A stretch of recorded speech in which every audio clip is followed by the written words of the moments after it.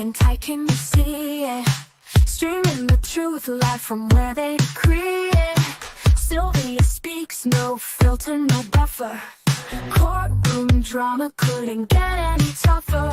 When the gavel's first bang, to the witness turns tears, Sylvia's lens captures all your hopes and fears. Uploading justice one trial at a time, tuning every moment, edges sublime. Welcome to the Sylvia Show, oh yeah. She's got the inside scoop, don't you care? With every verdict, the suspense does grow. So hit subscribe, let's start the show. Welcome to the Sylvia Show, oh yeah. She's got the inside scoop, don't you care? With every verdict, the suspense does grow. So hit subscribe, let's start the show. Faces tell stories, the courtroom can't hide. Sylvia's insights cut through the divide. From jury talks to the lawyer's secret, in Sylvia's world, you know you'll need it.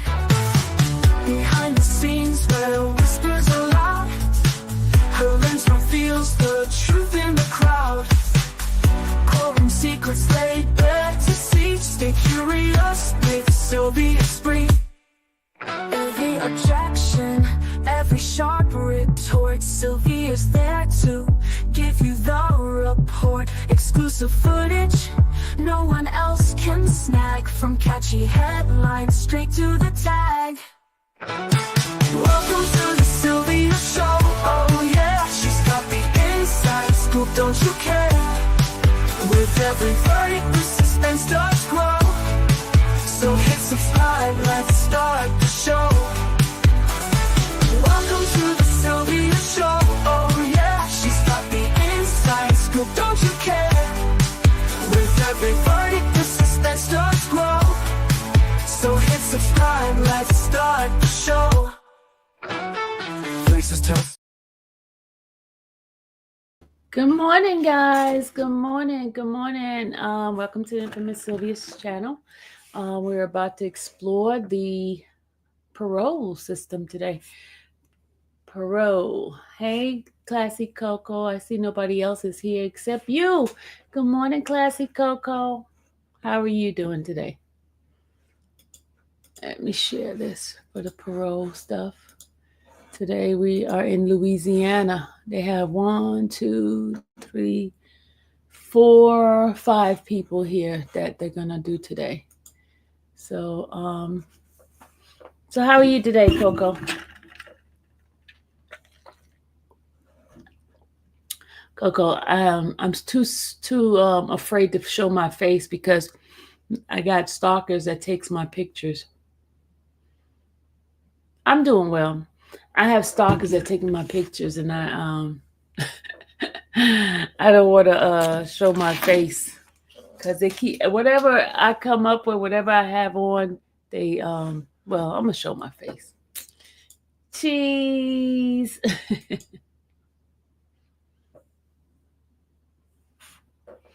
All right, so today they have Jeremy Erin, they have Cornell Bush Jr., they have William Brown, they have Glenn Stiles, and they have Freddie Loston. Yeah, they are crazy, aren't they? I'm doing well. I'm just taking one day at a time. One day at a time. That's it. That's all I can do, taking one day at a time.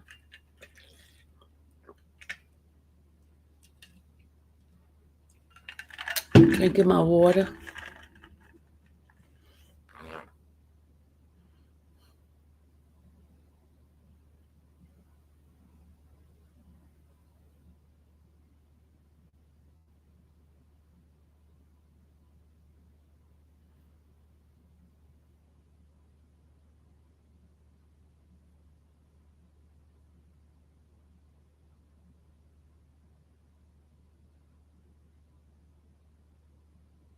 Yeah.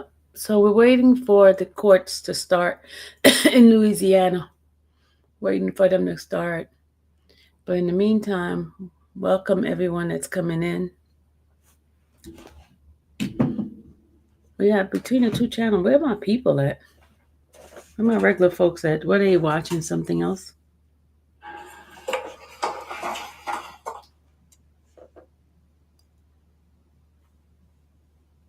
Oh, here they go. They got a person up. They got a person up. Okay, good morning. Good morning. My name is Steve Prater. I'm the chairman of the Committee on Parole for today. We're at the headquarters in Baton Rouge. To my left is Mr. Chuck Tillis. To my right is Mr. Danny Barra. The staff here at headquarters, if you would introduce yourselves, please. Sure. Williams. Okay, that's the staff here. The time is 9:05 right now, and the date is February the 13th.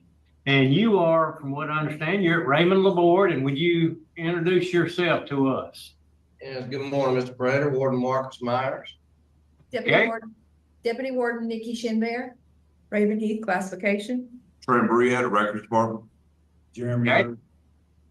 Okay, nice to see y'all, and thank you for being accommodating us today in this hearing. Let's see, Mr. Jeremy Irvin, is that you seated there? Yes, sir. Okay, Mr. Irvin, today is all about you. We're gonna give you an opportunity to tell us what you expected of us, what you'd like us to do, and why we should do that. We're gonna give you a chance to convince us of that, and then one of us in particular is gonna lead the question of you. And then we're going to hear, before that, we're going to hear from one of your supporters that's here, Mr. Sean Shepard. He's here to support you. We'll hear what he's got to say, and then we'll ask you some questions, and then we'll make our decision. You got all that straight? Yes, sir. Okay. Okay. And what is your DOC number? 389956. Okay. All right. All right, well, we'll go ahead then and get started. Since it's about you, let's hear what you got to say. In 2012, I was charged with 7 counts of felony carnal knowledge of a juvenile. In 2016, I was found guilty and sentenced to 10 years. For my charge, for my actions, I'm very sorry. I judged myself. I lived real deep within myself to find peace for what I've done, because what I've done was very horrible. And it hurt me every day to live, to know that I hurt somebody, I hurt a family as bad as I hurt them. Good morning. In that time period, I lost my mom, and it seemed like my world just fell completely apart. And I hated myself even more because I lost everything that I've ever wanted in life in such a small period of my life. Okay, they doing a Louisiana And board. one day I awoke and said, man, this is not what my life should be. I should have took better control of my thoughts, my actions that led me to this.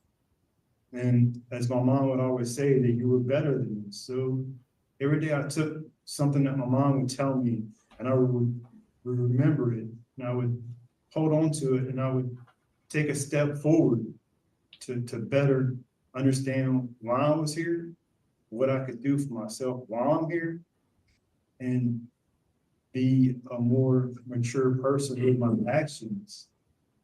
And in that process, I've woken in myself a desire to want to live, to want to be a happy person, to want to help and not hurt. And I've applied myself to the best of my ability here to learn tools that I could use on a daily basis to help myself, to go forth, to look at high risk situations and be able to know who I can talk to know what I should do, and knowing how to keep a cool head in situations that I have no control over. And for my actions, I would like to say that I'm sorry to my victim. I'm sorry for what I did. Words can't take back my actions. And I hope that what I've done has not taken that light from her, but has given her peace to know that I'm trying to better myself. I'm trying to do everything I can to be a better person. And every day I try. To my family, I'm sorry for letting them down. I was trusted and I failed them. The community, I was offered a very generous plea bargain, and I turned it down, and I forced everybody to deal with what I was going through instead of stepping up, just taking my charge, taking what I've done and the responsibility for what I've done. And I'm sorry. I thank y'all for this opportunity. I stand truly a changed person today. A lot has happened in these years that has passed, and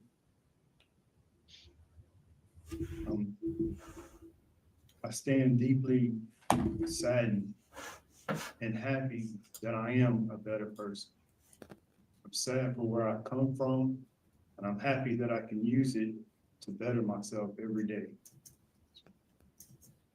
I thank y'all for this opportunity. Okay. All right. Thank you, sir. We appreciate the words, and somebody, Mr. Tillis, will be asking some questions in a few minutes when we turn it over to him. Warden, what kind of record are we dealing with here? Well, Mr. Prater, Jeremy, he's done well since he's been here with us. He hasn't had a write-up. He's only had one write-up, which is, commendable. That was back in 2018. So many years ago, and he received just a verbal reprimand for that. Since his last hearing, we recommended at his last hearing, he needed more programming, because he did. And, I'm happy to report that he has completed many things since his last hearing in February of 21. He's completed, all phases of the risk management. He's completed victim impact, which I think is very important, was very important. And he's completed that. He's completed living in balance, our substance abuse program, both phases of that, inside out dads, thinking for a change. He's worked hard in these last couple of years. So, I have to commend him for that. And he hasn't been a problem here. My only concern that I would note to the board, we talked about this yesterday in my meeting with him. He does not have a residency plan right now approved, which we know is a requirement and he will need. And he really has, right now, no job opportunities. He hasn't been able to secure anything of that nature. So, naturally, I would recommend, no matter the board's decision today, we need those things, especially the residency plan. Consider this. Thank you, Mr. Warden. We appreciate that. Sean Shepherd, would you go to the podium, please, sir, and talk to us and tell us in 3 minutes or less what you, we don't mean to rush you, but we have to keep these hearings as they're going, and tell us why you think that Jeremy is qualified to be out. Okay, well, I know Jeremy. I married his mom in 2006, but I know him for 30 years. He's a good-hearted person. The main reason that I came here to speak to this residency plan and all of that, I'm a chemical engineer. We were in South Africa. I married his mom. We lived in South Africa when he got out, and all this stuff started. I really regret that I wasn't here to help him get on track for that. But like I said, I'm a chemical engineer. For over 35 years with the company, I had the resources to make it happen. I owned some properties. That was the previous residence plan, was to get him out on one of those. Since he didn't get out the last time, we would kind of go back to that plan. He has, as well as a support network in Lake Charles, three brothers. One of them owns an environmental services company, so he will be able to get employment through that. He also has an aunt who cares for him very much. I mean, I think this time he's gone as far as he can inside of the system. He's taken as much of these classes as he can. I speak to him every Sunday. He works out. He's very much cares about his physical health. He's working in the garment factory. He's gone as far as he can inside of the system. I will give you my word that we will get him a plan. He can stay with me for a little while till we get him set up. I got a vehicle, get him a job. I came here to give you the other chance. We thank you for that. Thank you for being the kind of friend you are and whatever to him. Okay, that's all. We don't have any other questions, I don't think of. Okay, Mr. Tillis, this is assigned to you, I believe, and would you Yes. lead the interview? Good morning, Mr. Jeremy. Good morning. How are you? Tell me, I saw where you took about 26 classes. 26 Which classes. class impressed you the most? The victim impact. I would say the victim impact because I was struggling to get in that class. And I actually wrote several letters asking for influence to be able to get into the class. Because I wanted the class because something inside me changed. And I wanted to hold myself more accountable. And I needed to find out how. And that's what I expected out of that class, to hold myself accountable for my actions. And in the class, I learned how that what I did not only affected me, but affected so many other people. And there's a bigger part of me that wants to bring awareness to. It happens so much that I didn't even realize it, that crimes are in every minute to every second to every hour. There's so many crimes happening, and the ripple effect from the crimes are horrible. And Miss Morgan that put it on, she was the perfect facilitator. And she helped us understand our actions and how it hurt many people and how we could use it to go forth and help others. And then I would say the positive one would be, thank you for a change, Mr. Stelly. He taught us how to pause for a second and to think about what we're gonna do in reaction to whatever situation, and to think about it and make a logical answer in our own mind, and to know that whatever we're thinking about is what's gonna play out in our life. And those two classes, and many other classes, the parenting classes, because I've always wanted to be a father. I've always desired to be a father. And knowing that I'm the head of the house, so what I do determines what the family does. And I really hold that high in my heart,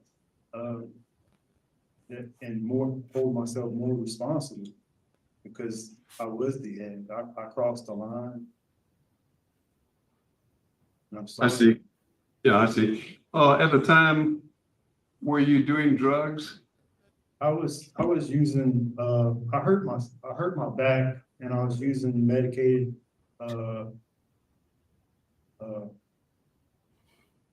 opioids, I guess you would say that. I don't remember the name of them, but they were high drugs, prescription pills from the doctor.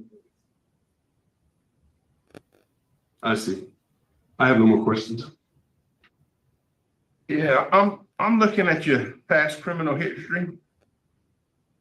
And I see that you were arrested 7 times, but 23 charges, and 10 of them were against a person, and you actually have been convicted of 9 felonies. Most of them being simple burglary of an inhabited dwelling, but you got one that stands out: attempted first-degree murder and false imprisonment. that you were convicted of. Can you tell me a little bit about that charge? What happened there? Yes, sir. Me and my little brother, we were young at the time. And we both ran away from our family, from our mom and our dad, being very independent. And we wanted to go live with our dad in Indiana. And we stole a truck, got in a high-speed chase and jumped out the truck and fired a gun into the air. And I tell this story a lot because this story has helped me grow up. Because when I was younger, when cops started coming on the TV, my mom used to make us sit down and watch it to steer us away from crime. And the pattern that I seen was every time a gun was fired in the air, a person was able to get away. That's I not don't know funny. how I made that split-second decision to fire a gun in the air. I don't even know why I had a gun on me, period, other than I was just scared to death, and it gave me some type of comfort. Did you hear that? And I jumped out the truck and fired a gun in the air.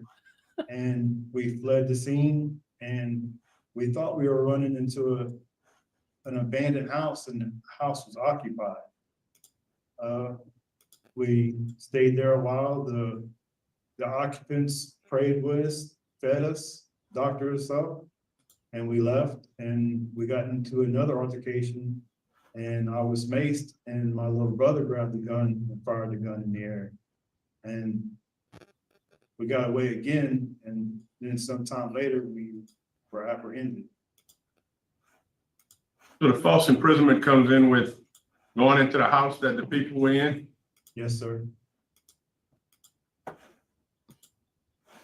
All right. And what was the point of all the burglaries? Y'all was on drugs then, or just for the fun of? At that time, I was a runaway juvenile, hanging with the wrong crowd, and we were hotheads. We vandalized, stole anything to get high with. So tell us why you think with that kind of criminal record that you would be a good case to release back to the streets. Why would you be a good case now? What's changed inside of you? I judged myself, I found myself guilty, and I applied myself to learn, to correct, and to grow in maturity and in spirit every day. I've taken a lot of class. I've taken my incarceration serious. I didn't do anything to enjoy myself here. Every day I apply myself some way to understand why I'm here. Mm-hmm. Good answer. I didn't have fun. My first incarceration, I had fun. I did everything that I wanted to do. Here, I didn't. I applied myself. I went to classes. I took part in speaking with people, helping people, and to grow. That was the only thing that would help me be more successful. If I took this time and this opportunity of these classes and the people that are around me to grow. And I see that in the beginning of this instant offense, this current case, you told the police that you didn't have anything to do with any of the victims, that you never touched anybody, never had sex with anybody. Sounds like today you changed that story, correct? You admit? Yes, sir. And what was the motivation for that? Why would you do something like that? I was in a bad state, had a bad mind frame. I was very lonely and depressed. I lost my job. I lost my truck. I lost where I was living. My world was falling apart, and some way I tricked my mind into finding comfort in the foolishness I was in. And it was a very bad decision.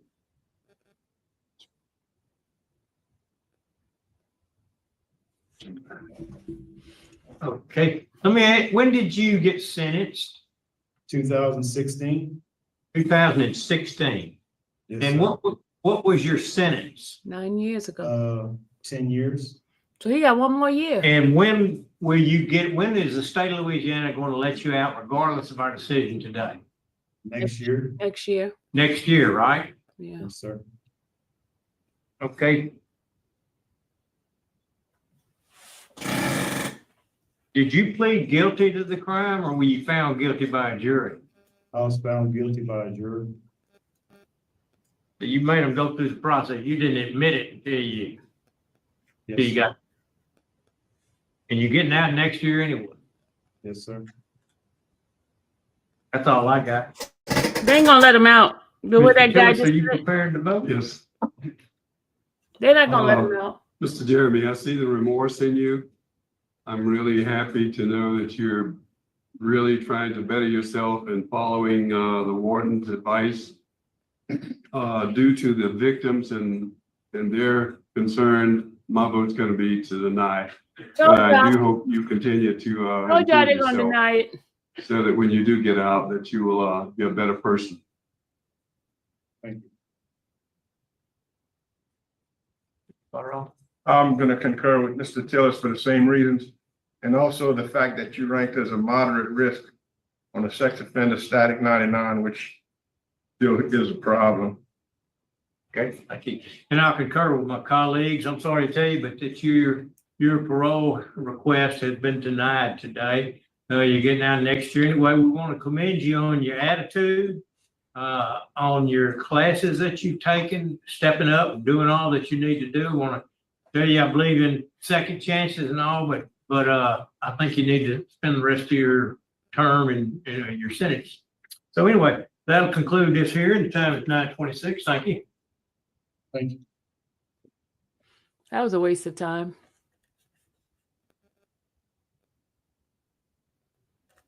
That was a waste of time on that one.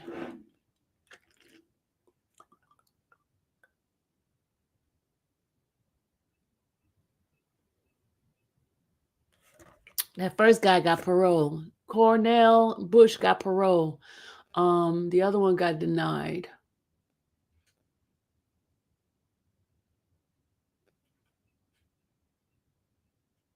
We're on to William Brown. William Brown is the next person.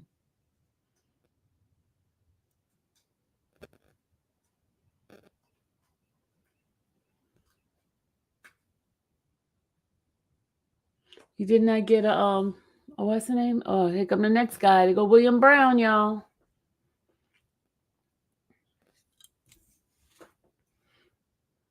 Let's see what they're gonna say about William.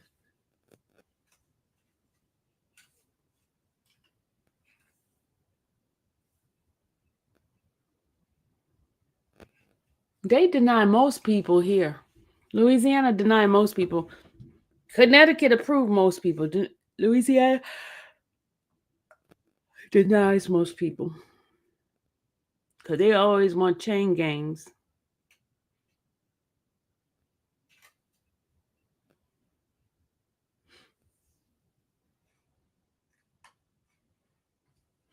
Hey, everybody that's coming in, welcome. What we're doing now is learning about the parole and probation parole process. And each state has a different format. We're looking at Louisiana. Louisiana seems as if it's the strictest out of all of them. But they give you an answer right away. Where when we go to Utah don't give them an answer right away. They interview them and then they have to wait a couple of weeks before they get the answer, and they get the answer by mail.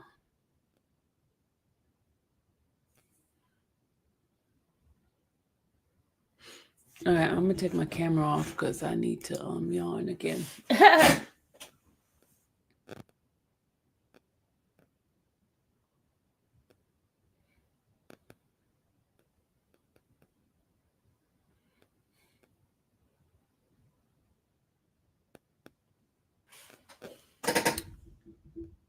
Rosie, I got to give you your donation song. Hold on, Rosie. Hold on, let me do that.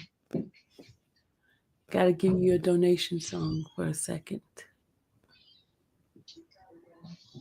We haven't done this in a while.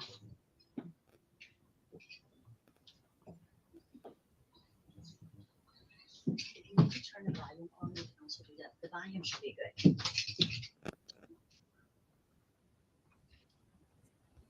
Click on here. Okay, and it should be good. So we're just waiting. All right, Rosie, here go your song.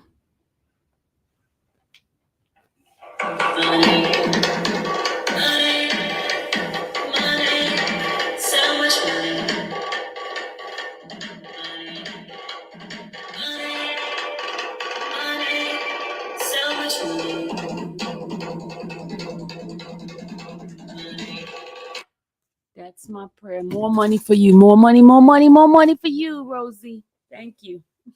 You're welcome.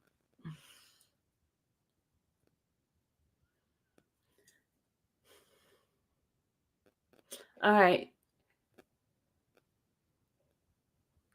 We're waiting for the next person to come up. In the meantime, anybody have any questions for me as we watch this?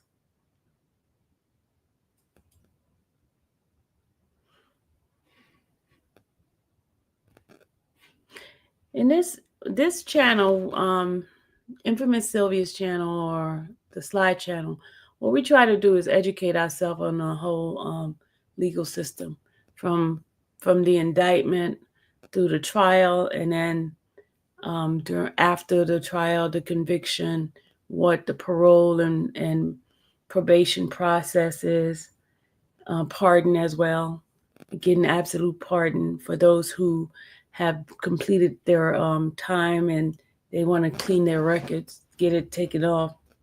And that's another process. So we try to teach everyone some of the things in the legal system.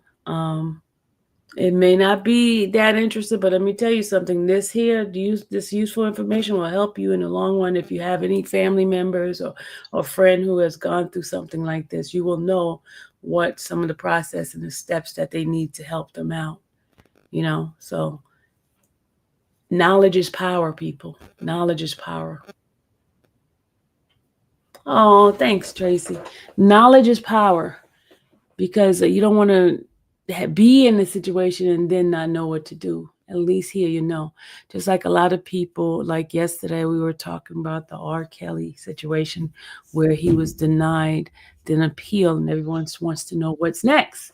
So we're going to learn about that too. When you get denied an appeal, what is the next step? You guys know he already went to Superior Court. Was it Supreme Court? And they denied to even look at his case. So what else? What other avenue does he have? And we're going to discuss that later on. Okay. Not today, but we're going to discuss that. I watch these parole hearings a lot. Sad to see so many men of color incarcerated. Or people talking stuff and being educated on what they're talking about. Yeah, definitely, CMT.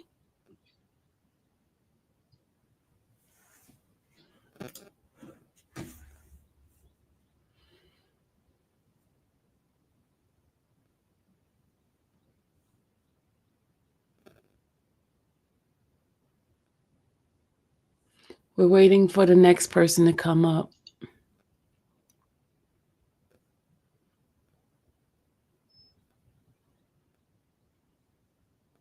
My body is going through a withdrawal symptom from sugar, y'all.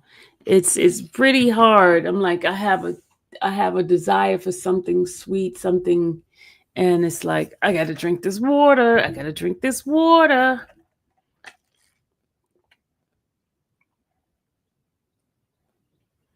So I'm going through a detox, and it's hard because I want something sugary, something sweet. But I got to concentrate on the end game, the goal.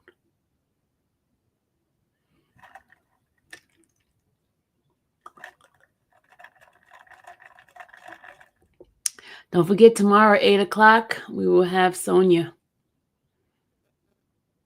We should title the live, "What is the obsession with Sonia?" That's what we should title it. Why the obsession with Sonia?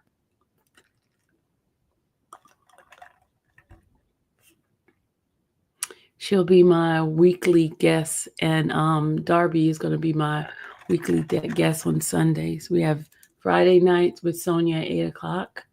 We're going to have 5 o'clock with Darby on Sundays.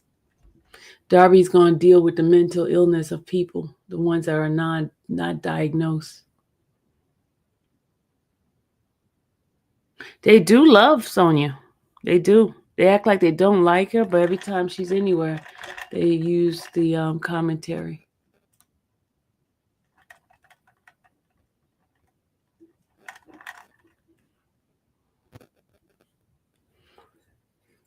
Oh, God, y'all, I'm so sleepy right now. I feel like going to bed.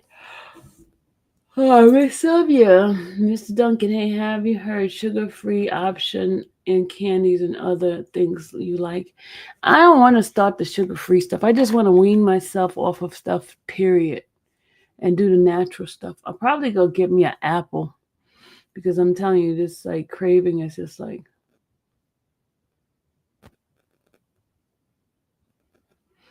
Yeah, I do too, Miss Green Eyes. Hey, Lady C.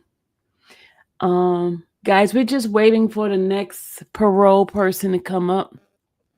In the meantime, I'm just having a conversation with you guys. We're just chit-chatting a little bit. Yes, if ways to support this channel is through Cash App, PayPal, Zelle, Venmo, and Apple Pay. If you find the content usable for you, and if it's helping you.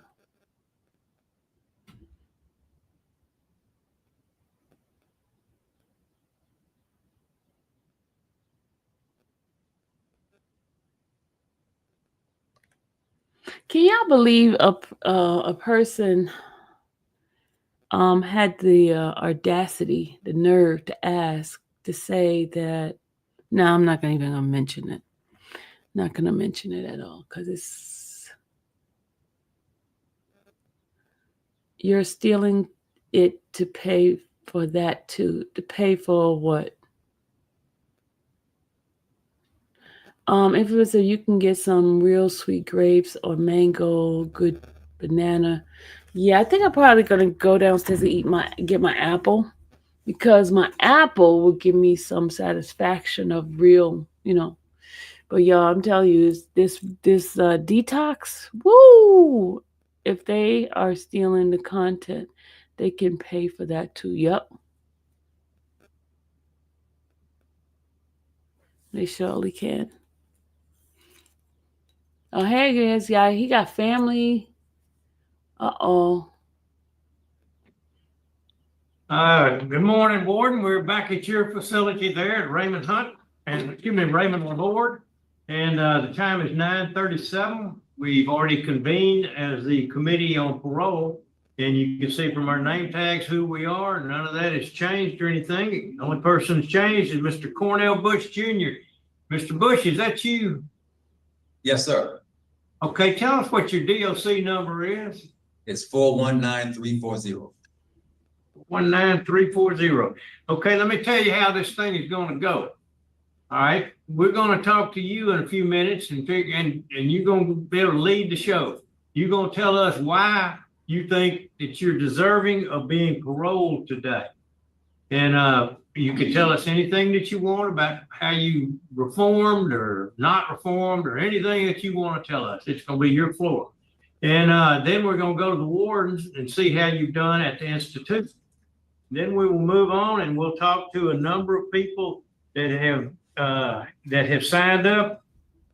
In particular, 3 that will be allowed to speak on your behalf. And then we're going to talk to, looks like 4 that are going to speak in opposition to what your request is. Once we've heard all of that, we're going to turn this thing over, and Mr. Barra is going to lead the interview with you. Explaining the process is probably taking longer than the whole interview is going to be. Okay? But we're gonna give you your shot right now to tell us why you think that you are deserving of a parole and shortening your time to serve. Mr. Bush, it's all your show. Mr. Prater, just if I may, for the record, Deputy Warden Stephen Bordelon has joined from the ranking of the board staff, just for the record. Okay, thank you, sir. Appreciate you. Yes, sir. All right, go ahead. Making sure I said that. Okay. Mr. Bush, go ahead. Tell us why you're in jail and what you did and all of that. I'm in prison because I committed a crime that resulted in the murder of a pregnant woman. Whoa. And another man shot. Whoa. And it was a heinous crime. I was a willing participant. I was there and I was part of it. Whoa. I fled the scene. I couldn't. It was bigger than what I expected, but I was a willing participant. And as a result, no parole. There are families who do not have a daughter, an unborn child. As a result, another family have to suffer their son or their brother that was shot. And I know that was it would leave an impact on their lives. Today, I'm not that person. I'm a genuine person. I made bad choices. I made horrible choices that resulted in a fatality and the hurt of someone else.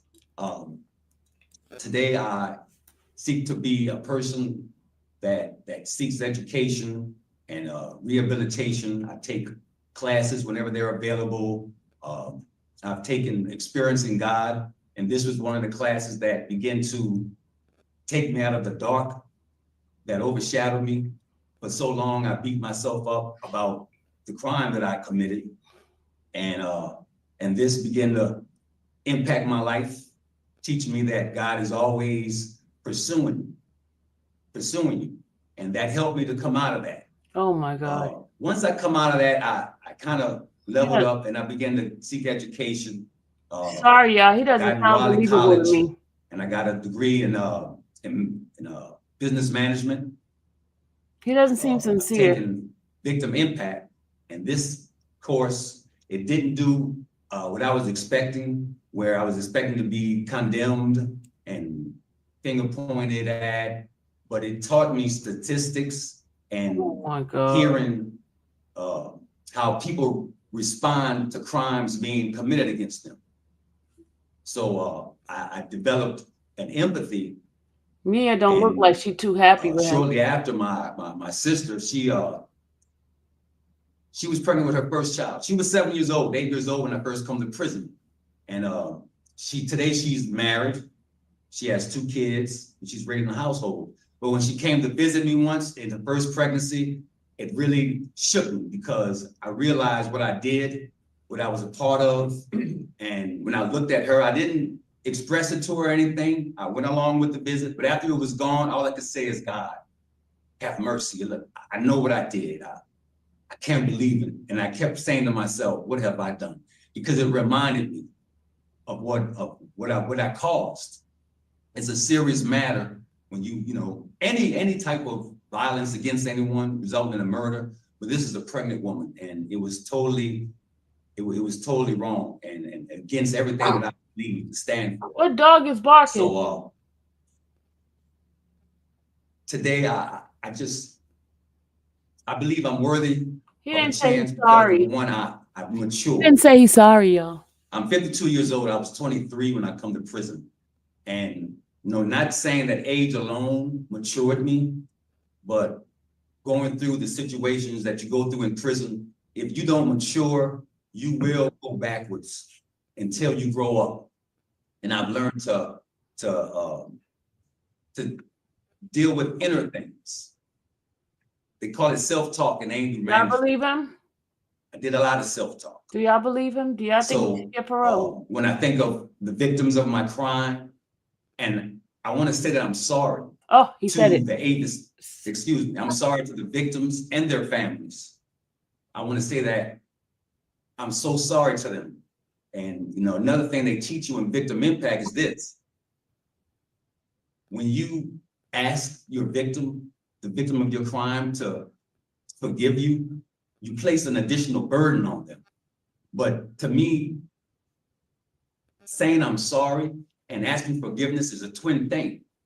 But I don't want to add a burden, but the desire to ask that is there. You should get it. I just want them to know that I am sorry for what I did. I'm sorry for what happened, and I'm sorry for what they've gone through. I know it's been a long struggle for them. I know I've left a scar on their lives, on their families' lives, on their friends, because I know they care for them as well. But and that'd be Okay. Thank you, sir. I appreciate that. That was a good interview. Warden, would you tell us exactly what kind of fellow you've been? Yeah, yes, sir, Mr. Prater. You know, as always, first and foremost, my sympathies, deepest sympathies to the victims and the families. As always, JL ain't they listening to understand it. that, you know, my job is to talk about Mr. Bush and not the crime. So again, you know, as always, my sympathies to the families and the victims. But you know, Cornell has improved. He's done, you know, his disciplinary history is good. He hasn't had a write-up in over 5 years. Before that, it was 5. So he's had one write-up in the last 10 years, basically. Completed a lot of classes. Since his last hearing, he completed, as he spoke quite a bit on, the victim impact program. And I think he learned quite a bit from that. His last hearing, you know, we had long discussions about that because, you know, he downplayed his role in the crime during that I think you hearing. should apologize And, first. we spoke after that, and he has learned, and as you can hear from him, he now accepts responsibility. He understands that, Yeah. you know, you can't downplay your role in those situations. You were there, you were a willing participant. This is just as much your fault as it is any of the other ones. And I believe he understands. I believe he's learned a lot from those classes. He's achieved trustee status. Oh, he's trustee, I'm so proud of he's him for pretty that. good then. He Okay, committed a terrible crime, but he's used his time well while being here, trustee and in jail, so he's has learned a lot, I prison. believe. So he's been doing well. Okay. Thank you, Mr. Warden. I appreciate that. Okay, we'll start out hearing from people that are in favor of this request. We'll start out with Miss Mia Lowy Mia, with the support First him. Organization, Okay, First Mia. 72. Mia, are you ready to talk? I thought she was against. Yes, sir, I am. Okay, would you go ahead and start us out, please, ma'am? And on all the comments, we're going to try to limit everything to about 3 minutes. Okay, Mia. Yes, sir. Thank you. All right. Well, thank you to the board for giving me the opportunity to speak today in support of Mr. Cornell Bush. My name is Mia Lowy. I'm the Director of Client Services at the First 72 Plus. We are a reentry organization based in New Orleans, and our entire goal and mission is to stop the cycle of incarceration by providing adequate support to those returning home from prison or jail. Mr. Bush sought our organization out. He got in contact with me by writing a letter to our office and was asking for support in his parole hearings and support once he is eventually released. From my experiences with him, he is very motivated, proactive. He has shown that he can handle responsibility as a trustee and also holds very near and dear to his heart his veteran status. Our organization has secured housing for Mr. Bush once he is released. He will work with our organization to progress with certain milestones or goals that he may set for himself, one of them being employment. So he will work with his assigned case manager to create a resume, connect with job training programs, attend job fairs, and submit job applications with fair chance employers. He has experience in construction and landscaping, which lends itself well to a lot of available jobs in New Orleans. And he's also interested in working offshore, which is a goal that we will work towards with him. He'll work with our economic empowerment team to open a bank account, create a budget, and begin saving to afford an apartment on his own. Our public benefits clinic will assist him with anything he may need regarding documentation or public benefits, so food stamps, Medicaid, same thing with an ID, a birth certificate, a social security card. We will also help him with any of his health goals. So getting him set up with a primary care physician. He has already completed an assessment with the Council on Drug Abuse, also known as CADA. So they have already set him up for once he's released to attend free counseling sessions once he returns home, which will meet both of his mental health and substance abuse needs. We have a couple of social support groups. We have a 9 Steps to Staying Free class, which is a weekly peer mentorship class. It is modeled after a lot of the classes that they take while they're inside. So victim impact, responding versus reacting, things like that. He'll be in our life skills class, which will help him readjust to living in the city, learning rename street names, answering the conviction question during a job interview, setting goals. I've been working with Mr. Bush's family since I believe last September, and I can really sense how much they would love to have him home. He has just an immense amount of familial support, and I believe that the combination of our organization and his family, he will stay on the right path and find a lot of success once released. So thank you so much for your time.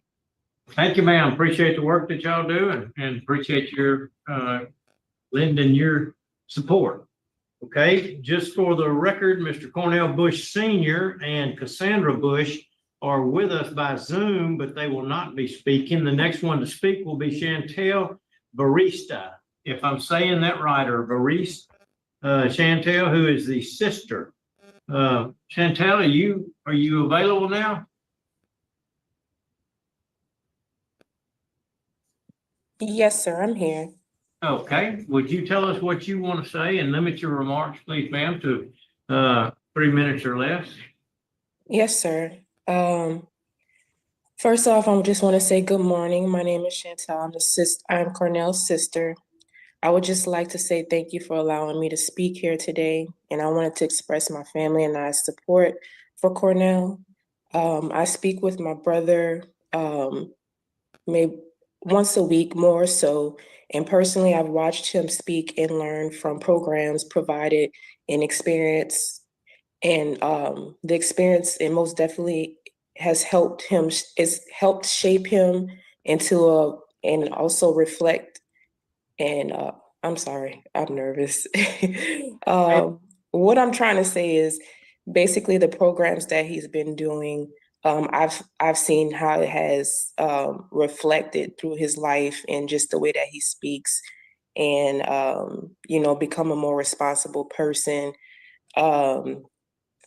As his sister, I can attest to the fact that Cornell understands the impact of his past actions, and through the reflection of past conversations we've had, we believe that granting him parole would not only benefit him, but also allow him to give back to the community, as he often speaks about starting various Look at that lady. Look at that lady. She's businesses, shaking her such as head. a Look at that lady, janitorial y'all. business. He continues Samsung to shaking her take head. the Look at her. initiative to educate himself by reading different business books, and it's something I personally see that he's passionate about, and I have no doubt that he will follow through with any goals that he has.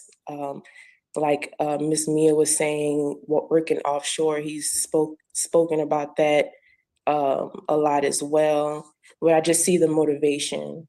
And our family is ready to support Cornell upon given the opportunity for release. There are plans in place such as housing arrangements, job opportunities, and community support through our local church. Also, reliable transportation. We are committed to being there for him, helping him navigate any challenges he may face. And I'm confident that he will make the most of a second chance based off his attitude, consistent, positive behavior, and also what he has accomplished during his time. My family and I humbly ask that you please grant him release, and thank you for your time and consideration. Okay, thank you. We appreciate that, Chantel, and thank you for your words. And you sound like a wonderful, supportive sister. We'll hear from Chris Bush now, the brother. Mr. Bush. Uh-oh, he got another person to talk with him? Good morning. Good morning. So, good morning, parole board members, and thank you for the opportunity to speak. So I'm speaking on behalf of my brother for his consideration of parole. The request is not to diminish really of any of the profound loss suffered by the victims and their families, but rather really to present personal transformation, rehabilitation, and readiness to re-enter society as a reformed man. I truly believe Cornell deeply regrets his involvement in the tragic events, fully acknowledging his devastation impact of those actions. The loss of a daughter and a mother, and an unborn child, as well as the pain endured by the surviving victim.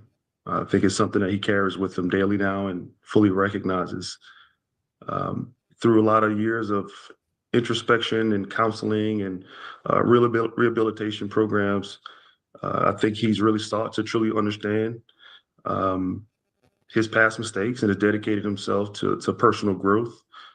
He's obviously completed a lot of programs and counseling. His remorse is genuine. He's used his time, I think, wisely, right, to reflect and improve as a person. And I think just, obviously you could see today he has a very strong support system ready to help him reintegrate into society. So as a family, we stand with him, providing stability and guidance to ensure his success, and making sure he's committed to making a positive contribution and really honoring the lives that were impacted by his mistakes.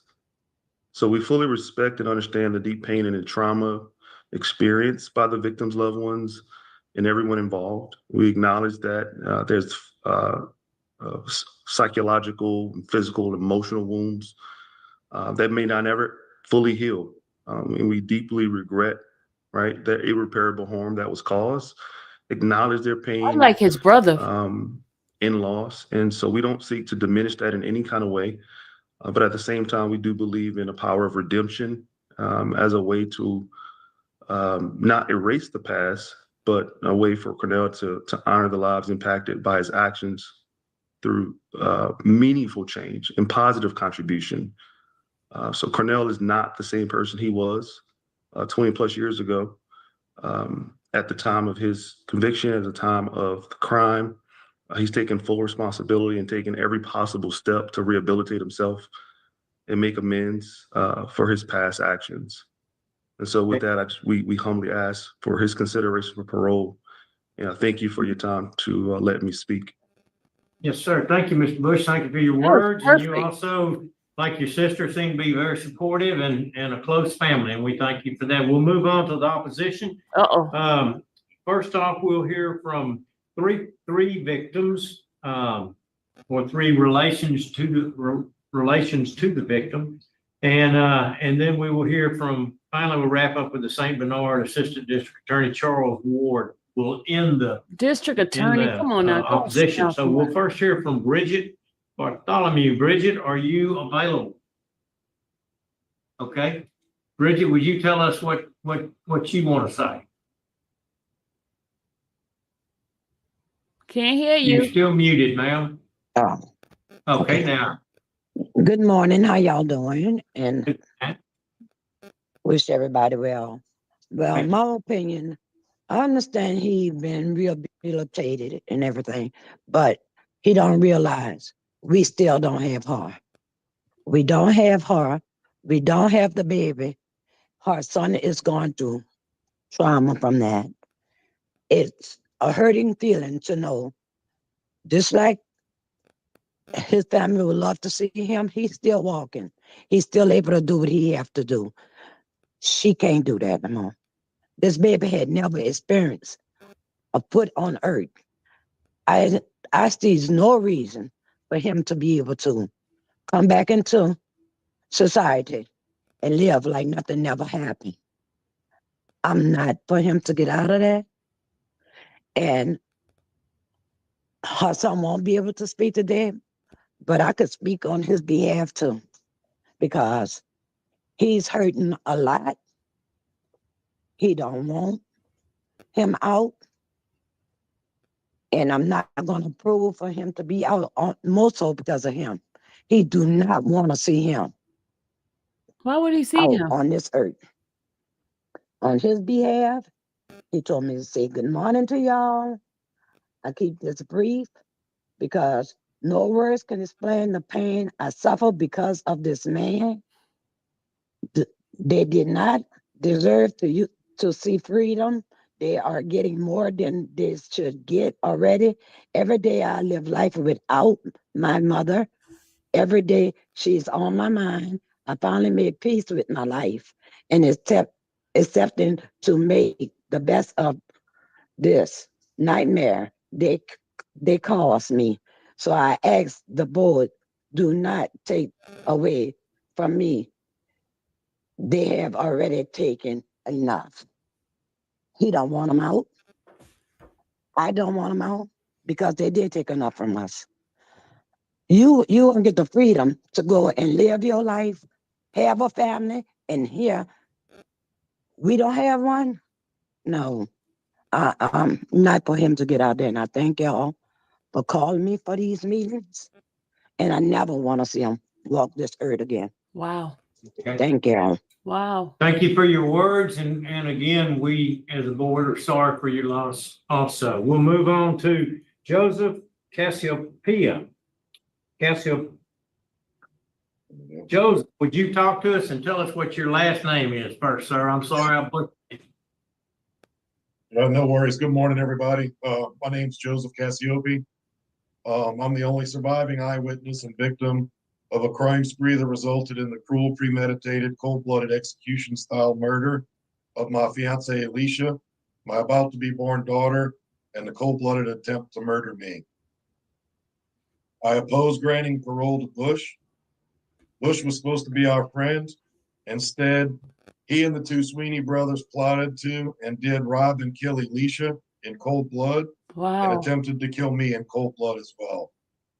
Bush was a 23-year-old man. At the time of her murder, Alicia just turned 21 and was 7 months pregnant with our daughter. What is so cold-blooded, callous, and cruel is the manner in which they planned and did carry out these crimes. It was calculated and premeditated. Bush drove from Kenner to my home in Chalmette in his car. He had at least 30 minutes to think about what they were going to do to Alicia and I before they arrived at our home. Bush could have turned around and he could have changed his mind, but he didn't. That night, Alicia and I welcomed Bush into our home for at least 45 minutes. Bush pretended to be our friend, laughing, joking, sitting on the couch with us, watching TV and playing video games. Wow. Bush looked at me and Alicia in the face. When Bush looked at Alicia, he obviously saw a 7-month pregnant young woman. During the entire time, Bush presented to be our friend. Oh, I don't know, y'all. He knew he had a hidden sawed-off shotgun just outside the door of our home. At the prearranged time, Bush retrieved the shotgun and then stood between us and the door to the outside, which was the only exit and entrance to our house, blocking our escape. Bush held me and Alicia at gunpoint, more than once threatened to kill us if we moved, while the Sweeney brothers searched our house for money and things to steal. I could still hear Alicia begging, please don't kill me. When they were finished, we were ordered to put pillows over our faces. I can still see Wilbert shooting Alicia in the head and can still hear the blast as he pulled the trigger. I can still feel and hear being shot in the back and in my leg. I can still feel the glass of the window cutting through my leg as I jumped through the window to save my life. I remember Alicia's blood, her brains, and my blood in the pain. Oh my God. I should have bled to death and would have except for a good Samaritan. I remember being told that one of the shots barely missed my heart and I was lucky to be alive. I shouldn't be alive, and if Bush and the Sweeney brothers had had their way, I'd be dead too. Wow. All three planned to rob and kill us. There was no way any of them were going to let us live. As they were looking at 99 years just with an armed robbery, We knew them. We could identify them. I knew where Bush and Sweeney lived. I knew where they worked. Wow. I could and did describe Bush's car, and I have helped Bush get a job in the past. Wow. If we lived, they were going to prison. To prevent that, they had to kill us. It doesn't matter which one shot and killed Elisha. They were all in it together, and they were all just as guilty, and Bush should serve every day he was sentenced to. Every day I live with the scars of that day, emotional and physical. I have never married nor fathered another child. Wow. Every day I think about what they took from me. We were a family. Alicia and I were raising her son, Jeremiah, and we were looking forward to the birth of our first child. I think of my daughter, who I will never know. I wonder if she would look like her beautiful mother. I wonder if she would still have been kind like her mother. I wonder what college she would have chosen. Bush destroyed all that and more. I can still see the images from that day. Alicia laying in her own blood, the thoughts of our baby girl and daughter never getting a chance to live, and Alicia's son Jeremiah growing up without his mother. To this day, I've never recovered from my physical injuries. Every day I suffer with pain from where the bullet hit and damaged my sciatic nerve. I've had 2 surgeries and will likely need more as scar tissue continues to build up and press against my sciatic nerve. Oh my God. I cannot sit more than a few hours, and my foot and leg are numb all the time. I will never be without this pain. While in court, I could still hear and see Bush laughing and smiling with the Sweeney brothers as they faced first-degree murder, armed robbery, feticide, and attempted murder charges, as if nothing ever happened. Wow. Throughout the legal process, Bush never showed remorse for the lives he and his criminal partners took or the damage caused. He forever took away my child and fiance. He forever took away a mother, Alicia, from her son. Bush is not supposed to be eligible for parole. Myself, my family, and Alicia's family were all told that Bush could not be paroled, that his sentence could only be reduced if he earned good time.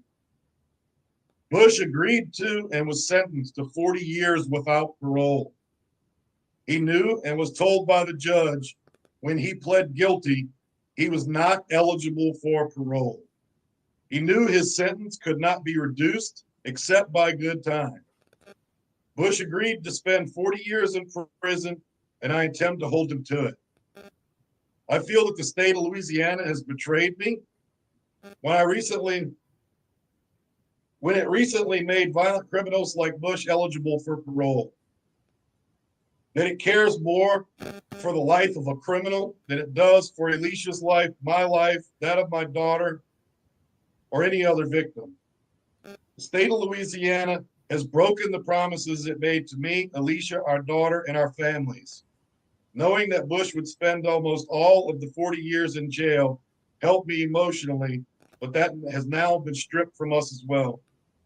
Even though the state of Louisiana now says it won't hold Bush to the promises made to me and Jeremiah, this board can hold Bush to the promises. I beg you, don't release him. It's also up to me to remind you of what happened. It's up to me to relive and retell the horrible events of that day, no matter how traumatic it is for me. Bush has already been given more mercy and leniency than he deserves. Parole for him is not justice for me, Alicia, our baby girl, Jeremiah, or our families. Thank you. Oh, well. Thank you. We Changed my appreciate mind, that. y'all. Okay, we'll move on to your dad. Are you there, sir? Yes, I am. I would just like to make a very simple plea for the board to deny a parole. Our entire family is, has been changed by the first degree premeditated execution style murder of Alicia, our child, and the attempted first degree murder of my son. We want to thank the St. Bernard Parish District Attorney's Office for their support and in particular, DA Nicosia. And I think in a previous hearing, DA Nicosia said that in his experience in St. Bernard, this was the most heinous crime ever committed in St. Bernard Parish. Joe's life and the life of our families have been forever changed, and not for the good. Joe suffers constantly with pain, both emotional and physical. He's described the scar tissue and the sciatic nerve and all this other stuff, but emotionally, this has changed him forever. And we beg that you not pardon Mr. Bush. He agreed to 40 years without parole. He was an adult, and as my son said, he's been already shown more leniency than he deserves. Thank you, sir. We appreciate those words. And again, let me express our condolences for your loss and what you've suffered. Okay, we'll move on to the Assistant District Attorney, Mr. Charles Ward. Mr. Ward, would you tell us in conclusion of all the opposition, what your statement is? Good morning, everyone. I can just echo the statements of the family members of the victims and the victim himself. And I'd like to point out that this is an absolutely horrific crime. Maybe one of the worst that I've read about too, just as Mr. Nicosia. And I'd like to remind the parole board that had he been convicted of the crimes for which he had been charged, he would have received probably up to 99 years for the armed robbery, up to a significant amount of time, including possibly, life in prison for the murder, and possibly even the death penalty. So the fact that he was allowed to plead to manslaughter was a unique gift to this defendant. For him now to want to, and by the way, he agreed to 40 years without the benefit of parole. So Mr. Capioppi is absolutely correct about that. He agreed to it, and I think that's what everybody expects him to serve, is the entire 40 years. Thank you. Great, thank you, sir. We appreciate it and appreciate the work of your office. Okay, now this interview is going to be conducted by Mr. Danny Barra on my right. He's the one that's been assigned this case. Well, it's been summed up. The case has been summed up pretty well already. I just have a question. How many times did you shoot your shotgun that day? I didn't shoot it at all. Never fired it at all? No, no, sir. The other guy shot him. The other guy shot That him. was my only question. That's a tough one, y'all. I have no questions. I have no question. I think it's time for us to vote. Mr. Barra? They have no questions, y'all. Well, I'm gonna have to vote to deny your parole. I've heard what the victim said. I heard what the DA said. I see that the family was told that you were gonna do 40 years and you agreed to it. And also agree with the fact what the DA said about you had a gift when you got 40 years, because this was an obvious first-degree murder during the commission of an armed robbery, which could have got you the death penalty. So 40 years was a gift. And I'm not going to come behind that jury and say you should get anything less. So today, I have to vote to deny. Okay, thank you. Mr. Tillis? Because of the victims and law enforcement opposition, my vote is to deny. Okay, I'll concur with those votes. I do want to say we did hear everything that you said as far as having true remorse, having taken all the rehabilitation classes that you could get into and taking all those Why do you successfully. say it's BS? I'll tell you that. We also heard you got a very supportive family that loves you very much. Why you say BS, Duncan? I know it's hard to take that you're being denied, but that's the vote of the board, and that's what our job is, to do what we think is best in the situation. So I hate to tell you, but your request has been denied. The time is 10:14. I think we're through it. Yeah, do y'all disagree with them, or do you agree? I Okay, we'll don't know, sign off y'all. from Raymond LaBorde, and thank you very much, Warden, for always accommodating us. Yes, sir. Thank y'all. Have a good day. Yeah, I don't know. I think I agree because he knew them. They invited him to the house. They invited him to the house, and he had that shotgun. And his intention was to kill them. Come on now.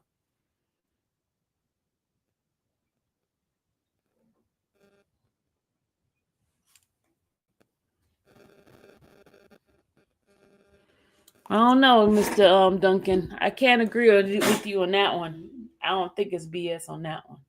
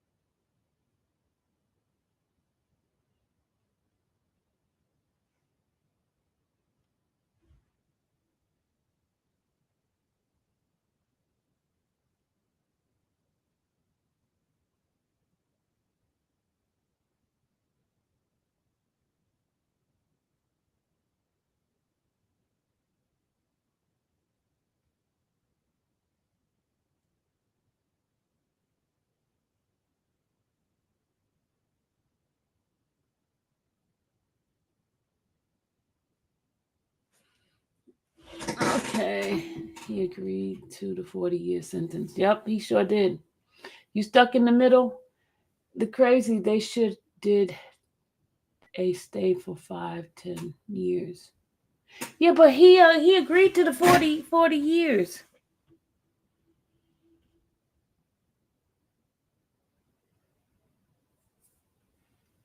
Listening to that guy's story and everything, that made me my whole mindset change. That was deep, y'all. That was too. So he got denied. Okay, we got William Brown next. William Brown is next.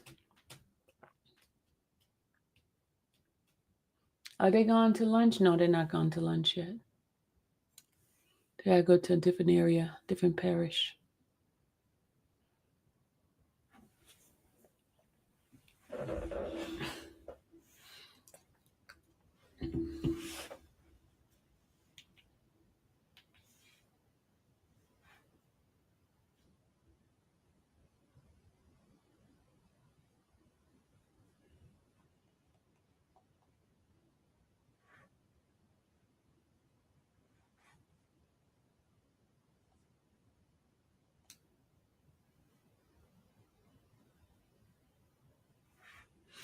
Well, guys, we're waiting on the next set of people. Hello, everyone that's coming in. Don't forget to hit. Yes, please don't forget to hit the like button. What we're doing now is looking at the parole process in the state of Louisiana. We have 4 more cases here that we're looking at. Just please hit the like button as we listen to this whole process. All right, I'm going to do a commercial break for the birthday people. Okay, happy birthday to the February babies. All right, here we go. February babies are extra special because they bring even more light to this time of year. Happy birthday to February babies who make the winter months a little brighter.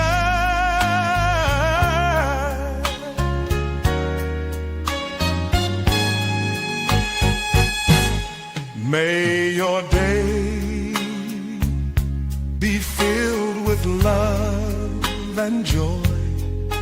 Forget the past, look forward to the future, for the best things are yet to come. Birthdays are a new start, a fresh beginning, and a time to pursue new endeavors with new goals. Move forward with confidence and courage. You are a very special people. May today and all of your days be amazing. Happy birthday, February 5th, Keith Williams. February 12th, Ruth Parks and Tammy Pace Johnson. February 10th, Haley. February 17th, Steph Lavonna 217. February 19th, Mrs. Naturally Annabelle. February 20th, infamous Sylvia and Kayla Bumpus Jackson.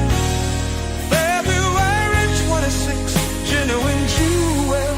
February 27th, Serena Fearing and Bougie Pisces. Because you are so wonderful, may your birthday be filled with nothing but the greatest joy and celebration.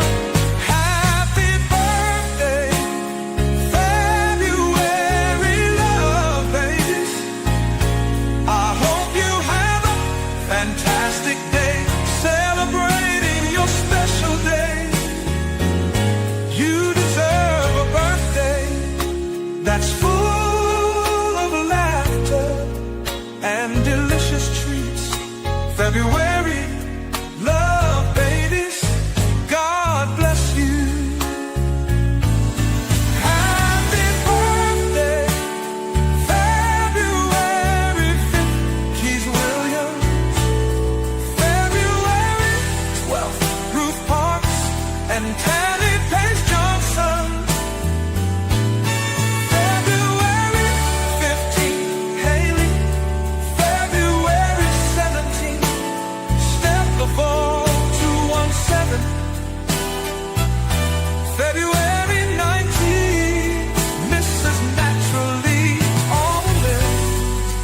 February 20th, infamous Sylvia and Kayla Bumpus Johnson. February 26th, Genuine Jewel.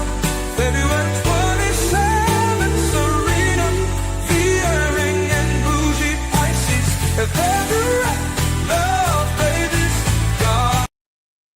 Good morning, Hunt Correctional, and that's where we're going to be speaking to. And we are at headquarters in Baton Rouge, and as you can see our name tags in front of us, my name's Steve Prater, and friends are Danny Barra and Chuck Tillis. The time is 10:22 in the morning, and the date is still, I believe, the 13th.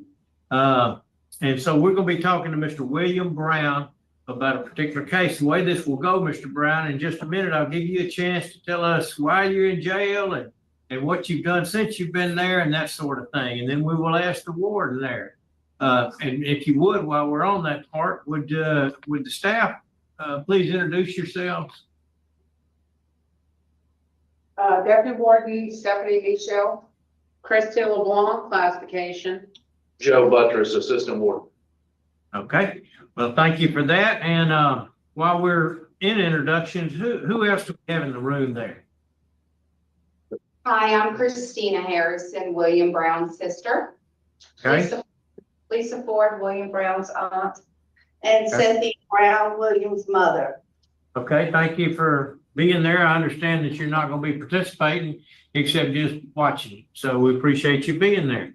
And so, as I said before, we're going to be beginning by letting you speak and tell us the details of the crime, what you've done to rehabilitate yourself, and anything else that you want to talk about, because today's the show. And we get to hear that. And then we're going to go to hear the opposition. And then in each case, it's assigned to a particular one of the three of us, and this happens to be my case. I'll ask you some questions, then the board will ask other questions. If they have any, then we'll vote. We'll let you know what's going on. So it shouldn't be a lengthy process, but go ahead and kick it off. It's your day, and tell us why you're there and why you think you deserve to get out early. Yes, sir. How you doing? My name is William Brown. I'm here on an indecent behavior charge, juvenile charge. It was my daughter, between the ages of 1 and 13. I was accused of bathing her in the shower. It was one of the incidences, but she was around 1 year old. My ex-wife handed her to me. Apparently I wasn't covered, so just, exposure on that part. Also, during that period between 1 and 13, she lived with me on and off. My children. She was sick at one point in time, and I put her in a tub to bathe her, and I guess she felt uncomfortable. So she said that she told her mother, and then later on, that she felt uncomfortable, that things had happened to her. She felt, and I guess I was re-bathing her, giving her a bath. It wasn't my intention to do that as a father, as a caretaker. And that's what I've been charged with, and he's being juvenile. After my trial, I was in New Orleans for a little while, then I got shipped to Jonesboro, and then from there to Lane Hunt. And since I've been in Lane Hunt, I completed all the self-help programs, substance abuse, parenting, church classes. I got my associate degree.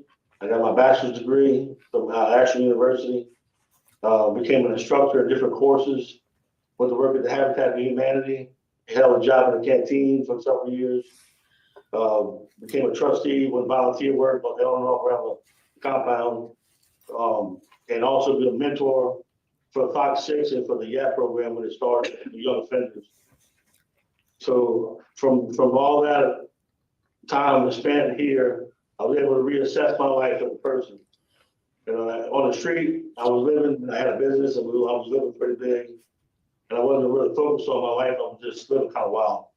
And from here, I can honestly say now, I've reassessed everything I've done and able to see how others, the turmoil they were going through, helped me understand my points, my little triggers or things that caused me to cause problems or get into a situation I shouldn't have been in. From that, I was able to help others and with a mentor with them, sitting down and holding classes, different little group classes, and in order to open up their lives and help them communicate and help me communicate my thoughts, and kind of work together as a group to help rebuild each other to be more successful. I remember my judge had told me that one day I hope I could become a productive member of society again. And so I kind of held that at the heart. So the things I've done here, so I can benefit myself when I get out, I can get a good job again. I can, start my life over to rebuild me. Once I rebuild over the couple of years, it'll take a little while to get going, I'm sure. So I can become productive and be supportive to the community as a whole. Okay.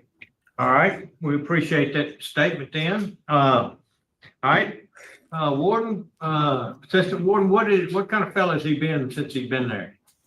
Yes, sir. He's been at Hunt since 2014.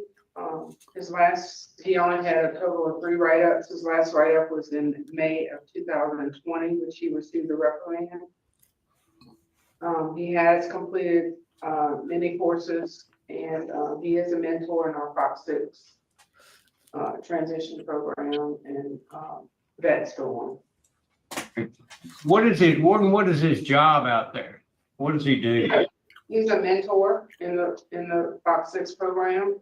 You had a history of maintenance, I think, Carl? Yeah, I worked in with maintenance outside maintenance, and then I've done the canteen and worked in the garment factory. The garment factory is actually here. We used to make jeans at one point. But as a mentor, gentlemen from the compound come in and we help with their drug addictions, help sit there and talk to them, communicate with them, try to overcome their issues they have. We teach classes on a daily basis. We go through a different curriculum they have, like life skills, communication, substance abuse, different classes throughout the whole 2-year period. And from there, they can either become a mentor themselves they actually train them to become mentors and move on to other parts of the prison different programs. Okay.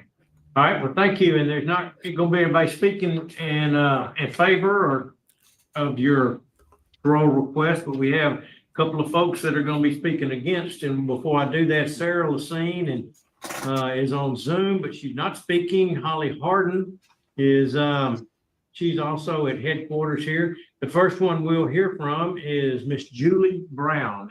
Julie, would you tell us what's on your mind, please?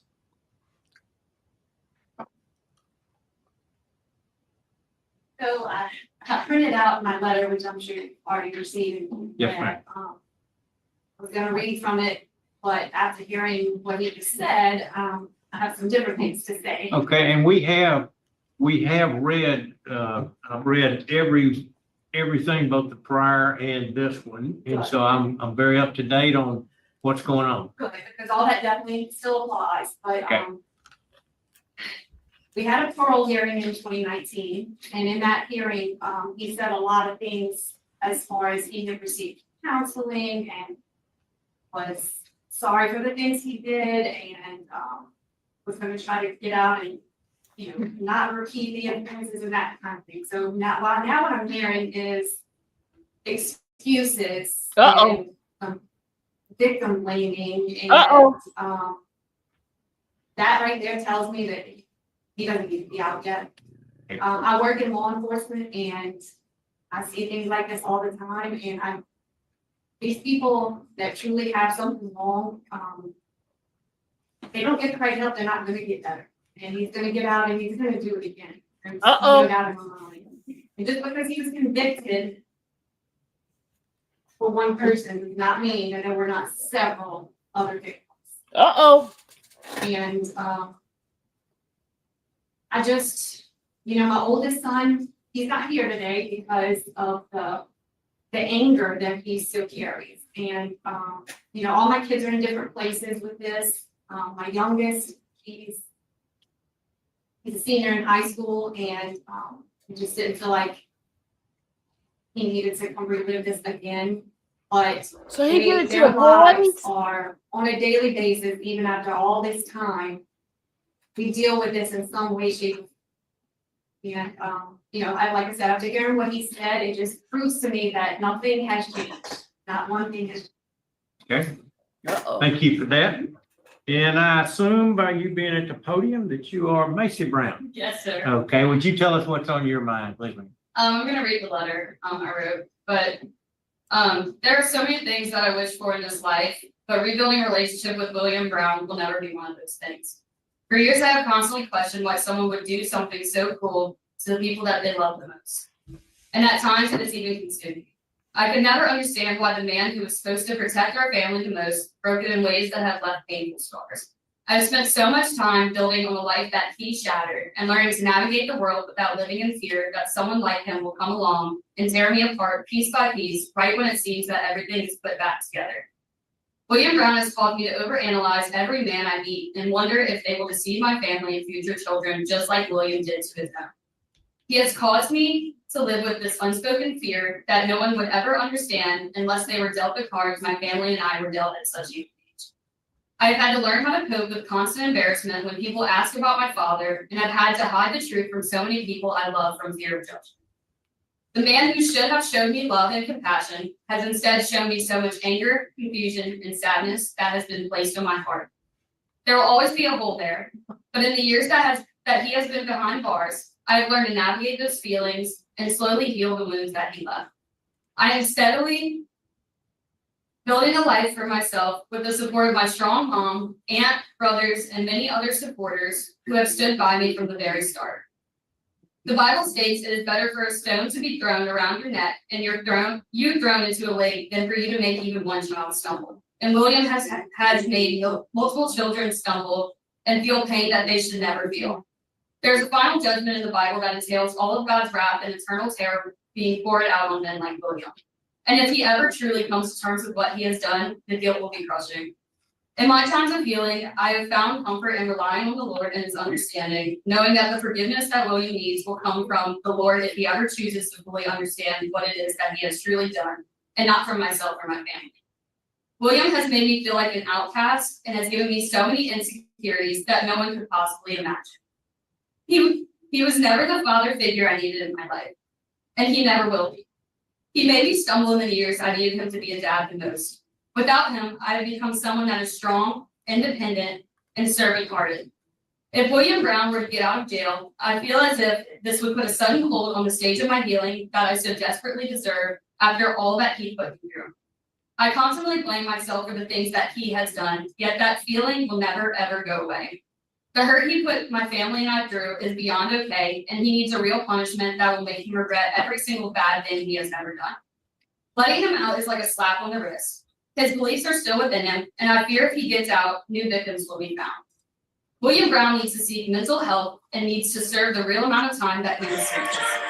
My reasoning behind this is that he has left an emotional scar on not only myself, but multiple other young people. And the hurt he has put all of us through is forever unforgivable. Having my whole life ahead of me, I do not want to live in a constant state of fear, especially in this next chapter of my life. Because if he does get out, no matter what happens, it will feel like a scar getting ripped open once again and leave me emotionally helpless like I felt when he would constantly touch me and threaten me, no matter how many times I would cry and say no. Thank you for taking the time to consider my letter. Thank you both for your comments, and we'll take those to heart. And I'm sorry about your what you've been through. Okay, this case is assigned to me, Mr. Brown. Get you back up there so I can see you. There you go. Mr. Brown, I don't have a lot of questions to ask you, but in your opening statement, when I asked you what got you into prison, tell me in a couple of sentences why you're there. Why are you in prison? What did you do? Not great, but just what did you do? So I did inappropriate things with my daughter. Whoa. I bathed her, maybe touched her inappropriately at one point in time. It wasn't intentional, it wasn't anything sexual, but if she felt like this, that part of what happened, that's what happened. There you go, blaming her.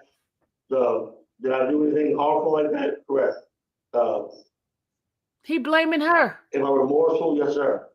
I've destroyed her life and my other children's lives, and I wasn't a good husband to my wife.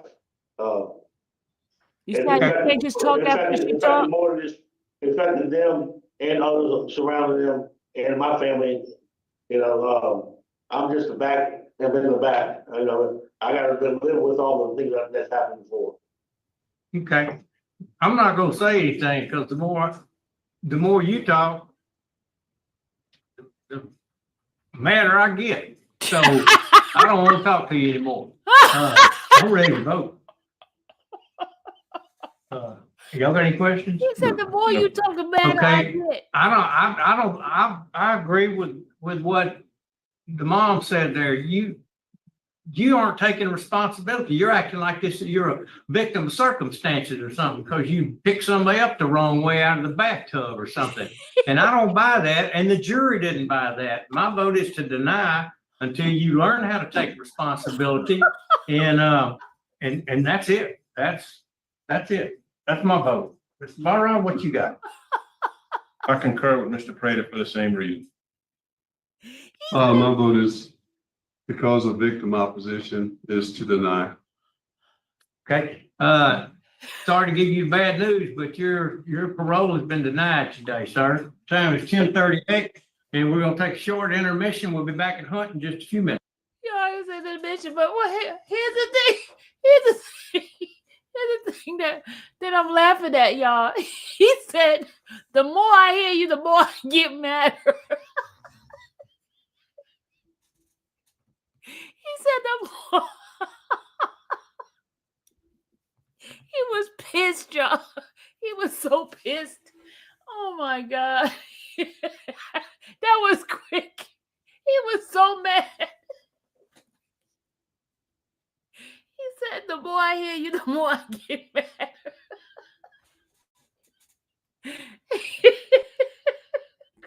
He gave him a second chance to, he said, tell me what you did. Oh my God.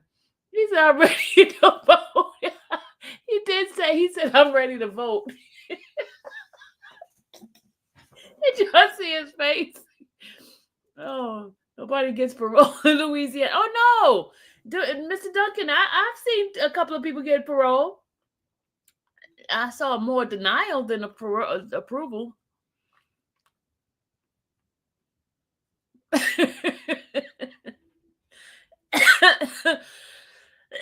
Excuse me. Don't do a crime in Louisiana because you ain't gonna get out. Mm-mm-mm.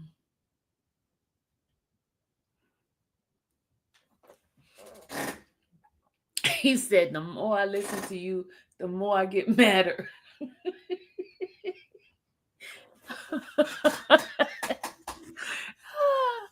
Hey, Lord have mercy. He asked him, what did you do? He did it to his own kids. Oh, my Lord. His own kids. That's sick.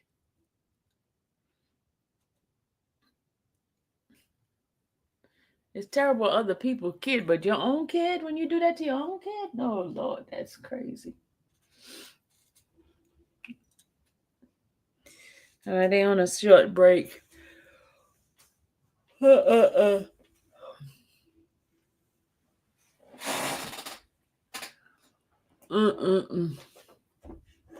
All right, we're on a break. We on a break. We're on a break. We on a break. We're on a break. We on a break. I forgot. I better not show my face because somebody gonna use my face as content today.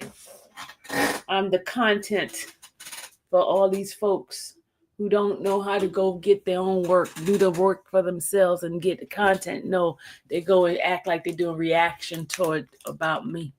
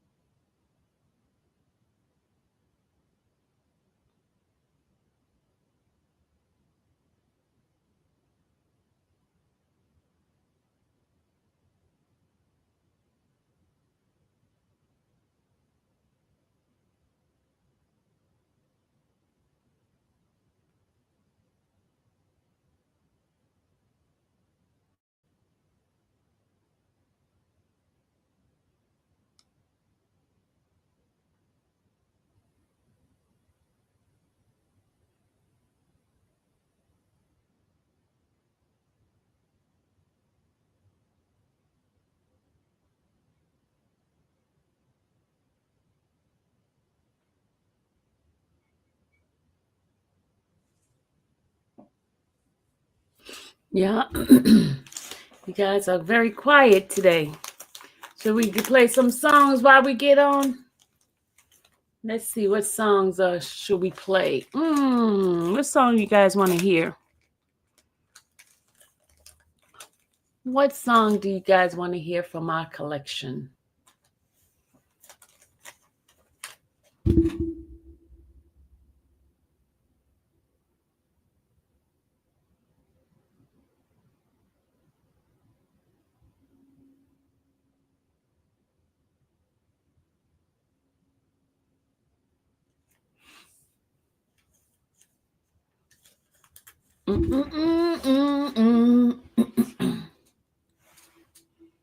Y'all should see my buddy over here. He's knocked out.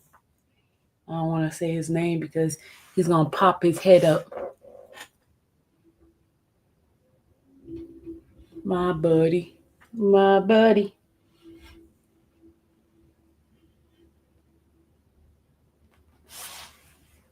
Guys, what are y'all doing? Y'all mighty quiet up in here.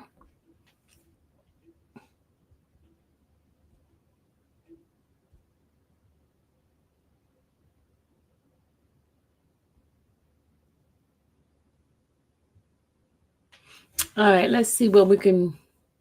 You're working? Mimi's working? I know Mr. Duncan is working. Are you on lunch yet, Mr. Duncan?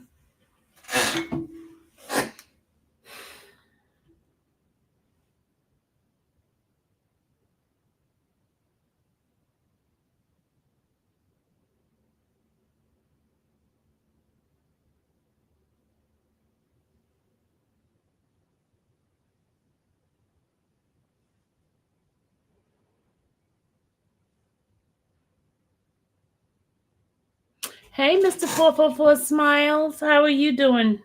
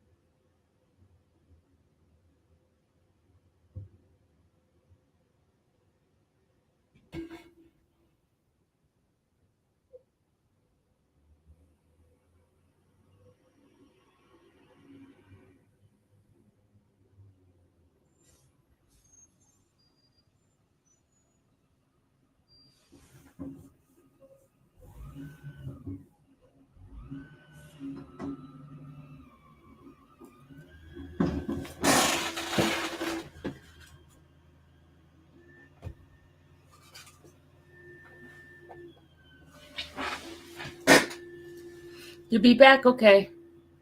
Have you seen the Kelly news? Obviously, you haven't watched my channel. Obviously, you haven't watched my channel because I put it out. Okay, good morning. The time is 10:49 p.m. We're back at Hunt Correctional. We appreciate that Warden, hosting us there. We got the case today for Glenn Stiles, who has requested parole. Mr. Stiles, I'll talk to you about how this is going to proceed. To begin with, I think you can see from our name tags, and you know from the rest of the morning who's speaking to you. But what we'll first do is listen to you, hear what you've got to say about the crime, about what you've done to rehabilitate yourself, and anything else that you'd like to talk about. Then we'll go to the assistant warden, find out what kind of fellow you've been, why you've been incarcerated. Then we'll go to the folks that are in favor of you getting out. Some will be able to speak and some are not going to, but we'll read them at the appropriate time as we go through it. And then we'll go into the opposition, people against you getting out. And then we will have board members. It's assigned, I believe this one today is assigned to Mr. Tillis to my left. He'll ask you questions. We'll ask you questions, then we'll vote. It'll be over before you know it, probably, hopefully quicker than my explanation of it. So anyway, today is your day, Mr. Stiles, to try to convince us why you feel like we ought to let you out early. And I think that before we get started, Warden, would you get your staff to introduce themselves again? And I'd like to know who's seated behind you also, Mr. Stiles. Okay, I'm Deputy Warden Michelle from Hunt, Christy LeBlanc classification. Joe Buttress, Assistant Warden, and Mr. Chairman, Mr. Stiles is being represented by legal counsel today, who is seated to his right. And we also have a group in here in support, but not speaking. Okay, and if they would introduce themselves, please, for the record behind. My name is Takesha Stiles, sister. Okay. Teresa Stiles, mother. Okay. Will, friend. Quinn Johnson, sister. Patricia Ellison, friend. And Sharon Ellison, friend. We got a whole bunch of people in there with him. We appreciate that. I'm glad that y'all are participating in this hearing. And your attorney, would you introduce yourself, please, ma'am? Good morning, board. Adrienne Hutchison, attorney for the Louisiana Parole Project, here representing Mr. Glenn Stiles. I will speak when the board deems it appropriate. Thank you. Okay, thank you. Thank you. I appreciate that. Okay, Mr. Stiles, if you would tell us now what brought you to be in prison and what you've done to try to convince us that you've done enough and rehabilitated to be out of prison. We brought me into prison, a poor decision choice that I made. I had two separate crimes. One happened on Friday, and one happened on Saturday. One of the crimes that happened on Saturday was me and my co-defendant was riding around, drinking alcohol and smoking marijuana, and we robbed Mr. Gilmore at Gunpark. And Saturday, the same thing, we was drinking alcohol, smoking marijuana, walking through an apartment complex, and we saw a door, but we entered an apartment door, and it was Miss Cobb and Mr. Boudez in there. We was intention to rob, but the things got out of hand, and my co-defendant began to sexually assault Miss Cobb while I held Mr. Boudez at gunpoint. A bad situation, already turning bad. I gave the gun to my co-defendant. I sexually assaulted Miss Cobb, gave the gun to him. We took a shotgun home. We flee from the door, apartment door. Wow. I realized now, looking back at things in hindsight, I acted totally outside of my character. I was totally wrong. I take full accountability for my actions. Dang. Okay. All right. Well, we appreciate that. Appreciate your statement. And we'll move on now to, let's hear from Ronald Marshall. Good morning, board. I appreciate y'all from having me. My name is Ronald Marshall, Policy Director for Voice of the Experience. But I'm not here today in my official job title. I'm here today as a friend of Glenn Stiles. I was formerly incarcerated in Angola. I arrived in Angola as a kid myself. I grew up in a dormitory with Glenn, and it was rough early on. As children in Angola, it's rough making those adjustments mentally, spiritually, emotionally. You go through this process, like you bring into the prison system this way of being that you're accustomed to being all your life. and then your well-being meets this corrective process. And what happened is it causes turbulence because your well-being is adjusting to the corrective process of incarceration. That was my story. That was Glenn's story. And I'll never forget, when I started teaching this trauma class, I was to talk to Glenn about adverse childhood experiences, early childhood trauma, and brain reactivation, how to reactivate certain parts of the brain. And the reason I taught this class in Angola for many, many years, I taught hundreds and hundreds of men this class because I wanted men to be better. And Glenn used to absorb this information. We used to sit in the dormitory and just watch human behavior.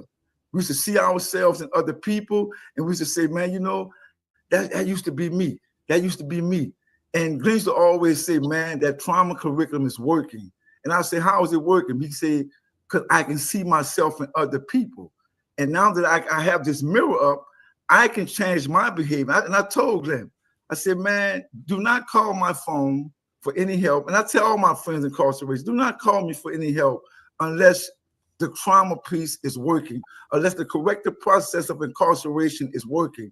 And you all can attest to this. If you look at a disciplinary record of someone coming before you, you see these frequent increase in disciplinary infractions over a period of time. And then you have these breaks where there are no write-ups. Then the write-ups become less frequent and less frequent. That's the adjustment that we have to go through in prison. Some of us get it sooner than others, and some of us get it later. But Glenn got it today.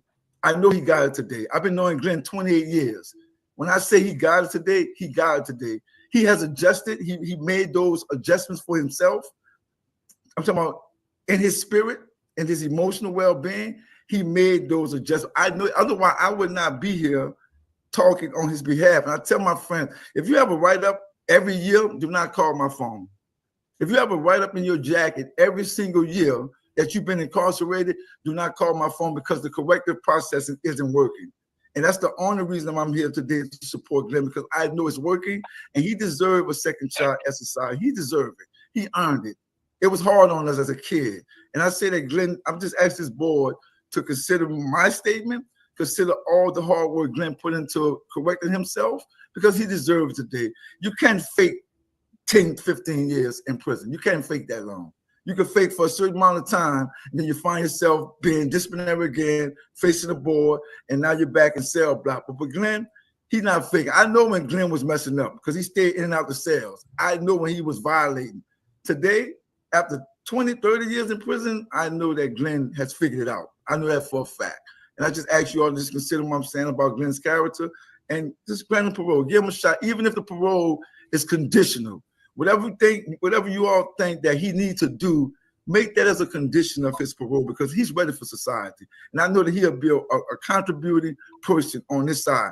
He's already a mentor in prison. They need him in this society. Wrap it up. That's 3 minutes. So I appreciate those words. Very good advice. In other words, shut up. Thank you, sir, for that. Okay. We'll hear now from Leatrice Dupree. Miss Dupree? You're on mute. Okay, can you hear me now? Yes, ma'am. Great. Good morning, board members. Again, my name is Leatrice Dupree, and I'm Glenn's aunt. Glenn's mother, Teresa Stiles, is my sister. I consider Glenn my child as well because I helped to raise Glenn. He grew up with my daughter in my household, and we celebrated milestones together as a family. I always shared my wisdom with Glenn throughout his young life, whether he wanted to hear it or not. You know, and I still do to this very day. In fact, I spoke to him last night, the night before, and the night before that. Glenn respects my opinion, and he respects me. I always have his best interest at heart, and he knows that. Glenn comes from a good family, hardworking family, honest Christians. We have morals and values, and we do not condone wrongdoing. In fact, I was the one who turned Glenn into authorities at the age of 16 when I discovered that he was wanted by police. He and I had a discussion. I put him in my car. I drove him to the police station on Airline Highway in Jefferson Parish. I walked by Glenn's side holding his hand 3 days before his December 11th birthday. And I had to walk out without him, which was the most difficult thing I can honestly say I had to do. And however, I knew in my heart that it was the right thing to do. We do not hurt people. I knew that Glenn should have known that. So now we, as a family, we had to face the consequences of his actions. And before I left the police station, I assured Glenn that we were going to face this together and that I would always be by his side. Fast forward 30 years later, I am still here by his side with an opportunity today to speak before you on his behalf, just as I did at his first parole hearing, his second parole hearing, and now at this hearing. Glenn is now 47 years old, and he has a full head of gray hair. I was told to let all of you know how I would support Glenn's successful reentry if he was fortunate enough to be released from prison. But the truth is, we, his entire family, have never stopped supporting Glenn. Glenn's incarceration journey has been our incarceration journey. It feels like we're paying the price as well.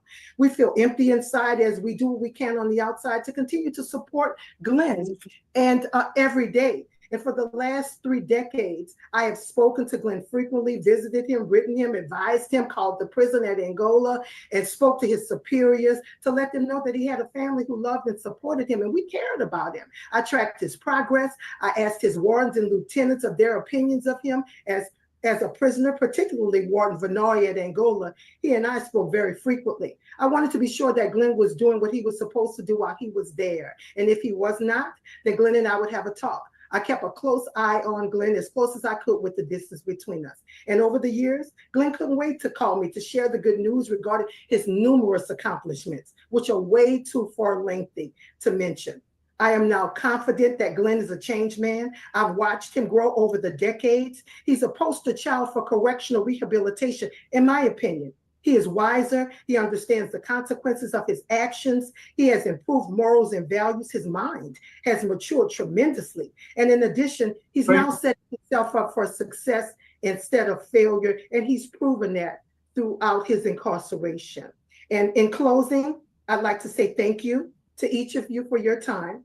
And I respectfully ask you to collectively consider supporting my nephew, Glenn Stiles, in obtaining his release. Thank you very much. Thank you, man. You sound like a wonderful aunt, and Auntie. And your support of him is admirable, I guess so. And I'm glad you called the prison and talked to the folks there about his attitude and all. And I plan to do that in just a moment. I should have done it right after he spoke, but I'll do that in just a moment. You reminded me because I want to know how he's been there. So thank you very much for that. We'll move on to our friend, Mr. Myers, who we see frequently. Mr. Myers with Louisiana Parole Project. Yes, sir. Well, good morning, and thank you for that. We're here to support Mr. Stiles today. We supported him at his previous hearings. He was 16 years old when he committed this crime. 16! And as the board knows, children are different. Their ability to reason, their ability to make decisions, to be able to resist peer pressure and coercion is different from an adult. The Glenn Stiles that you see today is different from the Glenn Stiles who committed what is undoubtedly a very serious crime or crimes. And so, but look at his accomplishments. Glenn has not been deterred. He's not been deterred from his denials. He's not been deterred from the challenges of growing up as a child in prison. And I'm not going to go over those accomplishments since you have it in front of you. They're numerous and they're ongoing. And he's addressed every issue that he's had to address. So we believe in Glenn Stiles. We believe, like his aunt said, that he is ready. Parole Project is here to give him our support. And as this board knows, our program is highly successful. So we just ask this board to consider all the factors in looking at Glenn today. Okay. Thank you, Mr. Myers. Appreciate your input. And now let's, before we let Ms. Hutchison wrap it up, as far as the folks in favor, I'd like to hear from the warden, what kind of fella has Mr. Stiles been? Yes, sir. I show that currently he's in electrical maintenance, works maintenance crew, which is all over the compound.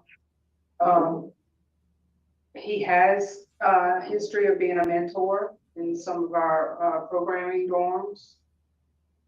And he had a total of 42 write-ups since 1996 and hasn't had another write-up since 2015. Okay, thank you. Thank you for that. Okay, Ms. Hutchison, is there anything that you'd like to tell us? Yes, Mr. Prater. However, Mr. Styles didn't get to answer why he should be granted parole. In his initial statement, it kind of went past him. I didn't know if you would like to hear that before I make my closing. Yes, ma'am, it would be interesting. We'd like to know that. Yes. My apology. I didn't know it was a two-part question, but I realized the harm that I created to the victim lives, Ms. Cobb, Mr. Bodas, and Mr. Gilmore. I had time, the privilege, the opportunity for my two last hearings to hear the pain, the trauma has been caused for my decision making. I realized the man that I became, I take full responsibility for my actions. Since I've been incarcerated, I have been taking different classes like Fuco, Ardell, Cultivating Compassion, Kairos, to keep me grounded. It gave me the opportunity to see my behavior in other people. Give me the opportunity to be a leader. Instead of once follower as a juvenile, is now as a leader. I'm totally remorseful for what I've done. I know that what I've done, it was outside of my character. It took me years to come to take ownership behind my actions because I realized that I really affected and changed a multitude of a lot of people's lives. And if the board see fit to grant me this opportunity, I know I can be a law-abiding citizen. I want to thank the board for this opportunity. Thank y'all. Thank you, Mr. Stiles. I'm glad we came back to you. Ms. Hutchinson? Thank you, board. So Glenn is here today, eligible for parole because the United States Supreme Court held that juveniles who do not commit or intend to commit homicide could not be sentenced to life without parole. Part of the reasoning was that none of the recognized goals of penal sanctions provided an adequate justification for a life without parole sentence for a non-homicide offense committed by a juvenile. Instead, they must be given a meaningful opportunity for release.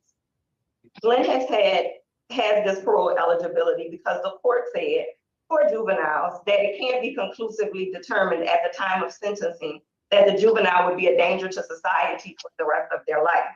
The Supreme Court felt that it was improper to deny a juvenile offender like Glenn a chance over time to demonstrate growth, maturity, and rehabilitation, and not to merely hold them in prison based on the nature of the crime, which for a juvenile and any person, they have no ability to change. So because the Supreme Court has given us this measuring stick or a framework for individuals like Glenn, I'd like to just take a moment to highlight his growth, maturity, and rehabilitation that we've seen over the years. At 16 years old, Glenn was a kid making terrible decisions because he was seeking pure acceptance. So by seeking that acceptance, his behavior may come off as being the ringleader, even though he was the youngest. But what he really was a kid that was once in Catholic school playing basketball, baseball, and football, now trying to prove to neighborhood people that he could be as uncaring and wild as they were. And once he entered prison with a life without parole sentence, his behavior early on kind of looks the same. It's a struggle of a young man trying to prove himself in the wrong ways and adapt into a different situation. But as the court predicted, juveniles have the highest likelihood for change.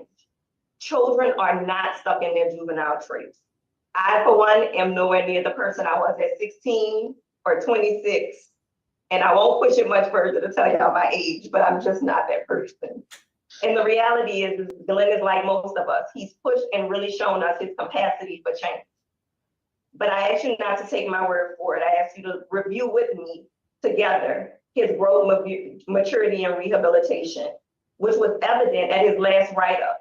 He understood that he had an addiction, and there was a willingness to seek help when he reached out to Warden Vanoy and was placed in a 30-day rehabilitation program in Camp C. That's growth, your actions to reach out and ask for help. Our willingness to understand others' concerns, which were mentioned by the previous board, and taking that into consideration when he planned out his measures for relapse prevention, which includes Glenn currently being on the Vivitrol opioid blocker. And he's attended multiple 30, 90-day substance abuse programs. And when he was in the residential drug abuse program, when he first entered Hunts, he took the program and then remained in the program for, I believe, a year as a mentor. So having continued long-term substance abuse programming.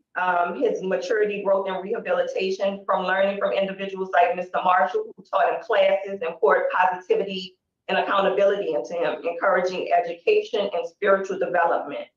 And now Glenn is able to teach, right? He's come around to teaching classes like to PUCO, the residential program, values, and this is not new. Glenn got his GED in 1999, and he's been in self-help programs since 2001.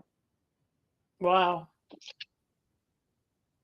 He understands the trauma that he caused, and he understands the shame associated with it and the apprehension for women who may have to be around him. In so much that in his mental health report, the doctor acknowledged that he was remorseful about his crimes, but he didn't talk much about the rape.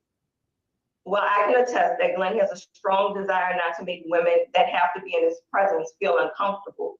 And having to speak about the crime, even to a medical professional, is done with caution, not in a way to hide anything, but rather in a way to not make her feel uncomfortable around him considering his crime. That approach, which others feelings in the forefront, is a testament to Glenn's growth, maturity, and rehabilitation. He's taken victim awareness, victim impact training, victim accountability letter, and he participated in the National Crime Victims Week, where he again participated in victim awareness and the victim accountability letter training. Lastly, he was willing to educate himself and learn trades and become a man who is employable, can make a living wage and be a taxpayer and not a tax burden. You'll see in his brief, there are certificates from Louisiana Technical College, Baton Rouge Community College, Texas Tech University, and the National Center for Construction and Education, just to name a few. He has a pesticide license, carpentry, electrician, and graphic communication. Glenn comes before this board covering everything in growth, maturity, and rehabilitation, extreme remorse and regret for his crimes, and the desire to prove he is worthy of a second chance. The parole plan that you received from the Louisiana Parole Project is tailored to be consistent with a focus in public safety and a success for Glenn to complete his sentence on parole. He is planning to be long-term with the Louisiana Parole Project and has 2 job offers in Baton Rouge, one in electrical and a part-time cleaning job.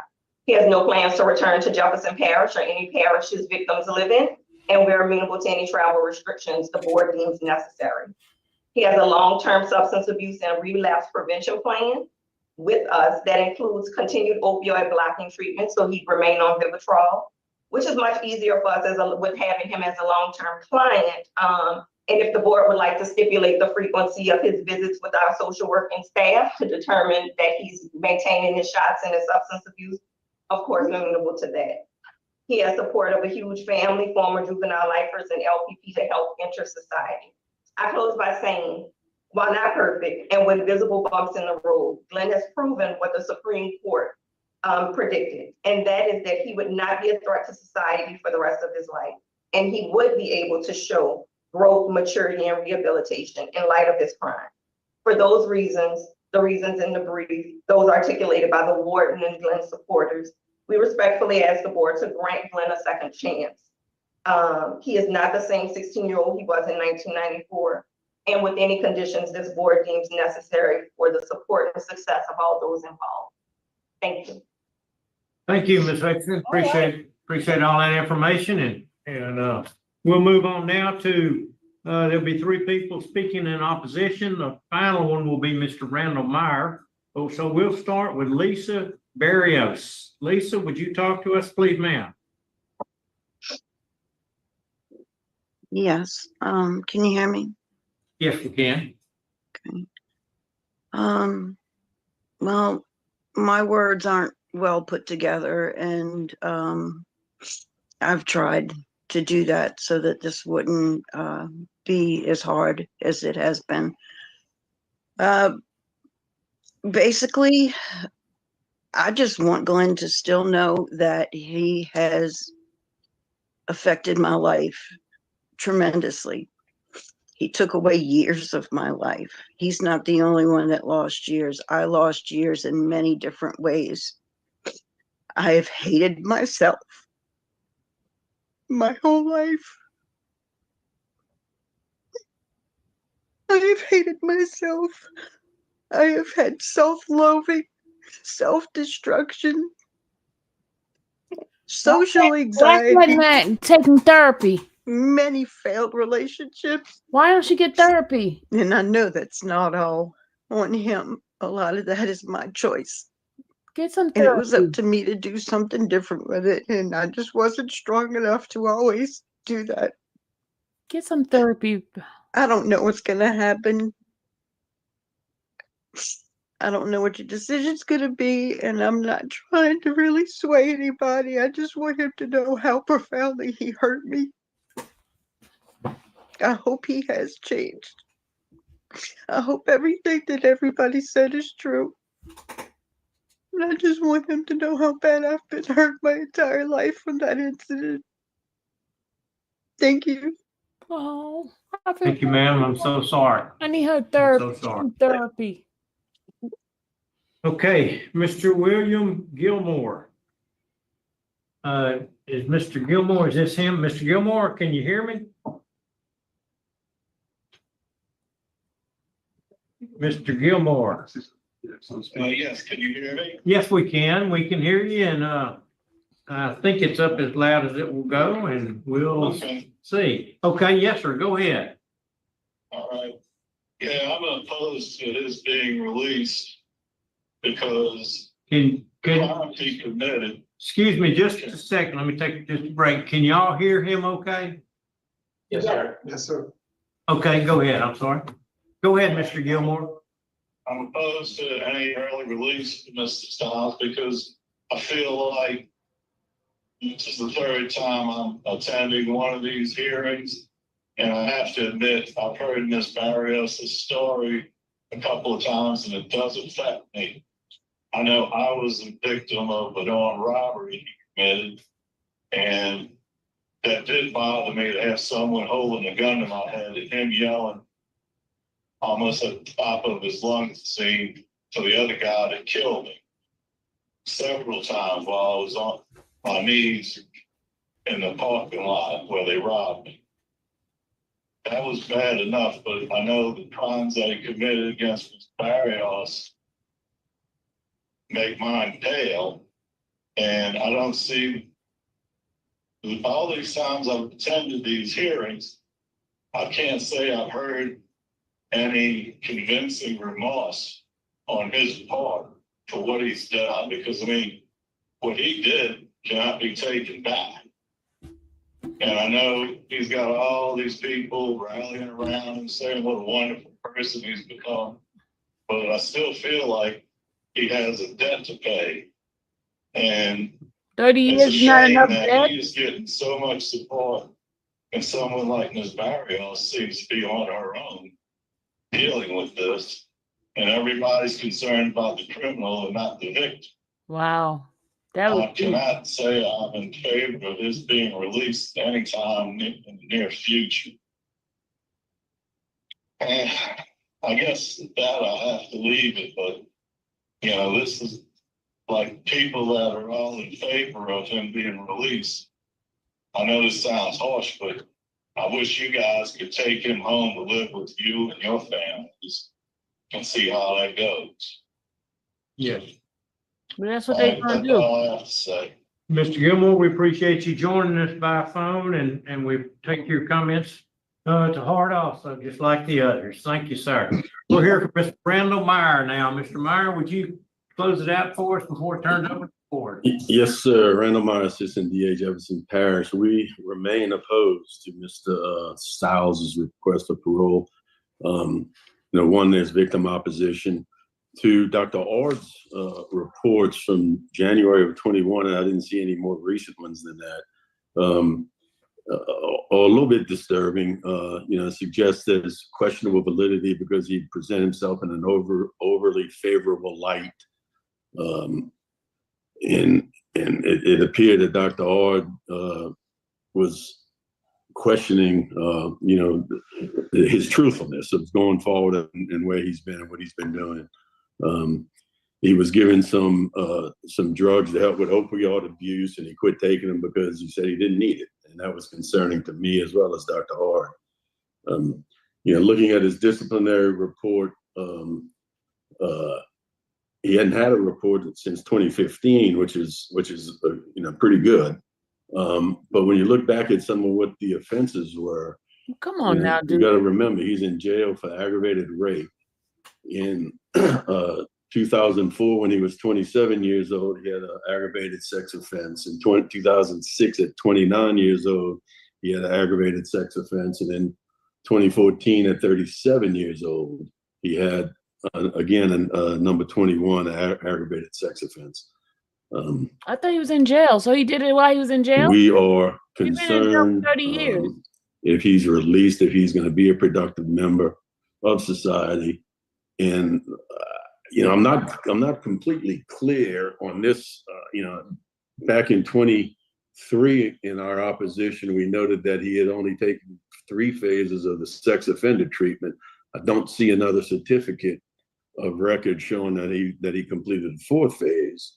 Only 3, and so I'm not certain on that, whether he's completed all of the sex offender treatment or not. So those reasons, we remain strongly opposed to his release. Okay, thank you, Mr. Mayor. I appreciate that. Each one of the board members gets a certain number of cases to be the interviewer on, although we're all familiar with them. In this particular one, Mr. Chuck Tillis is the interviewer. So, Mr. Tillis, would you begin by asking the questions?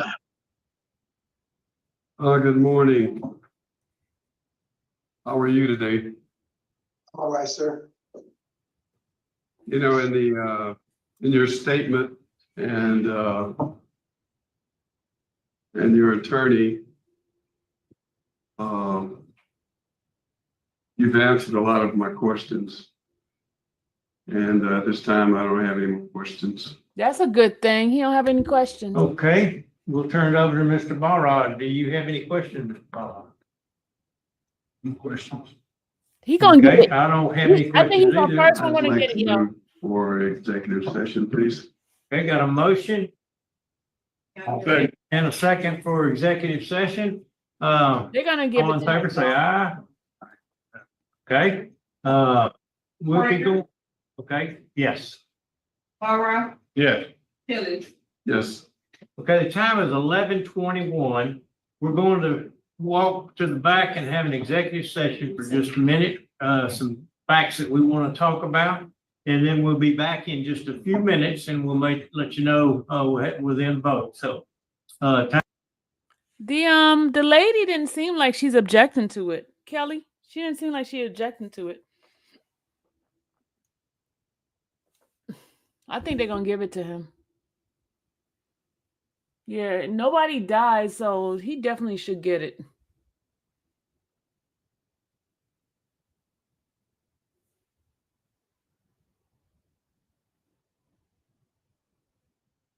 And this is his third attempt. They need to give that man that. They need to give it to him. He's been in jail for 30 years.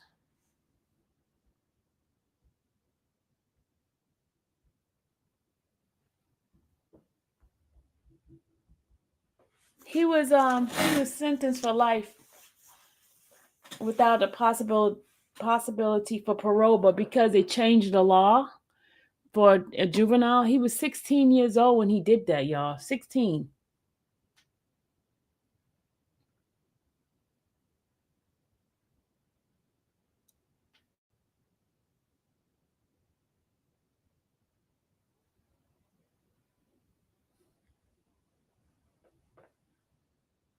He's been in jail for 30 years.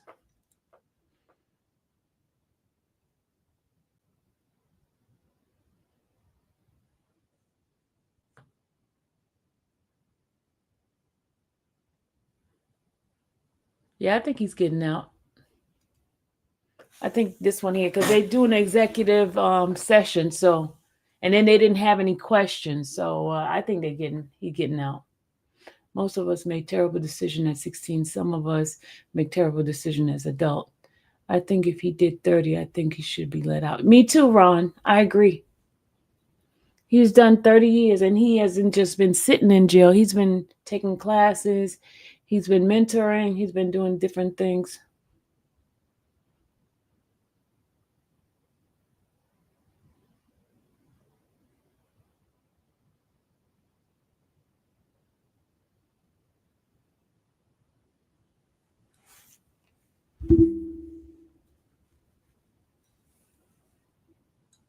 It had to be Coco because he's been in there for 30 years. He's been in jail since he was 16. So he had to be in jail when he did those.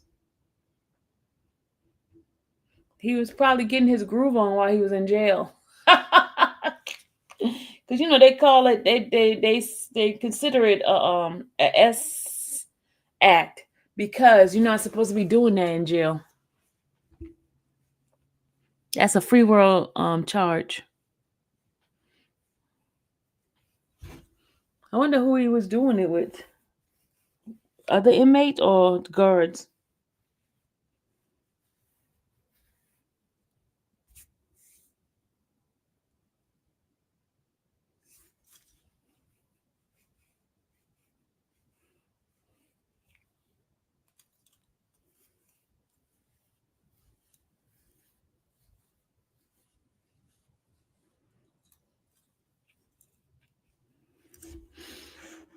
All right, well, let's see. Let's get this girl. Let's wait.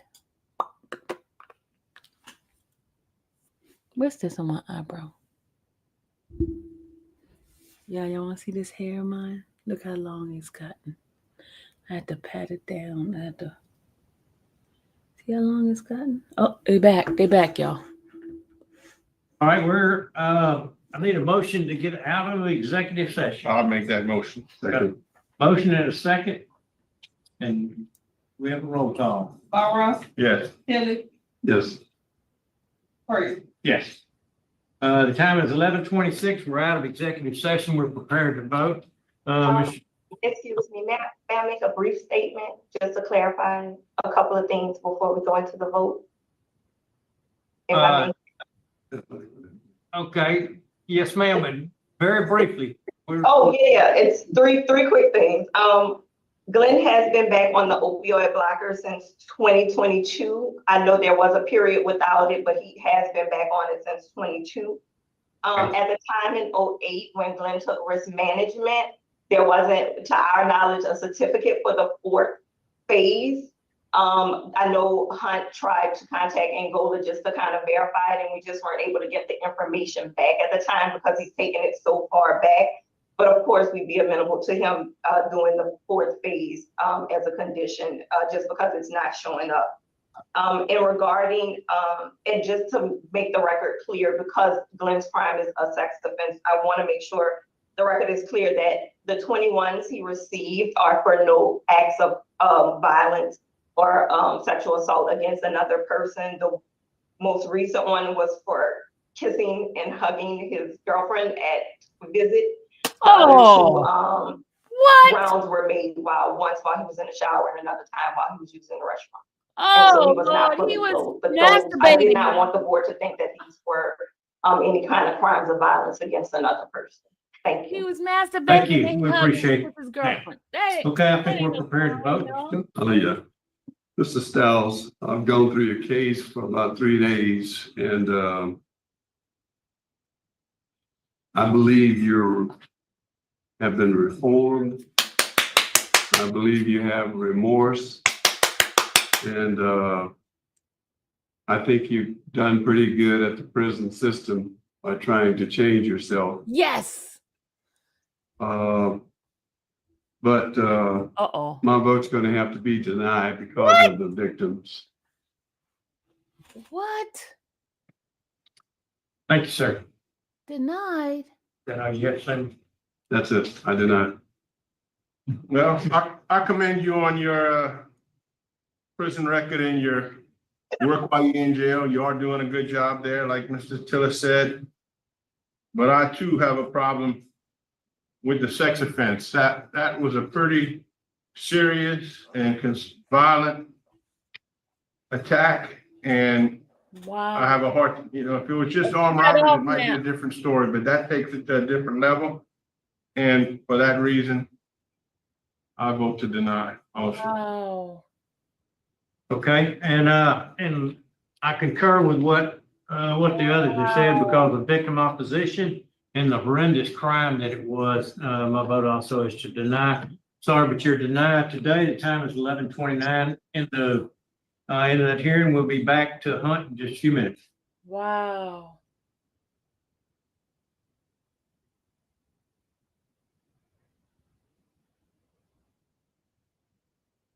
Wow.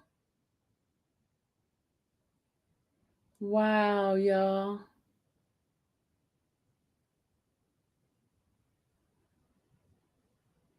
I thought he was going to get it.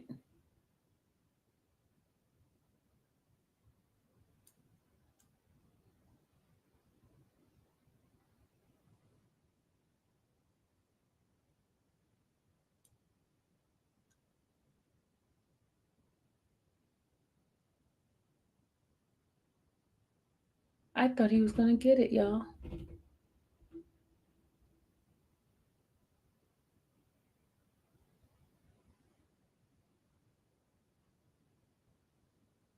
So 30 years he spent in jail. 30 years.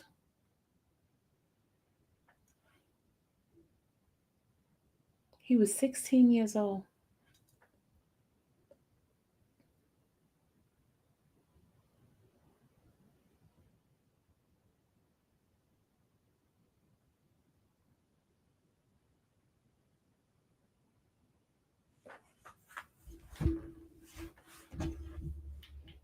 That was crazy. Mm-mm. That one I didn't agree with, y'all. 16.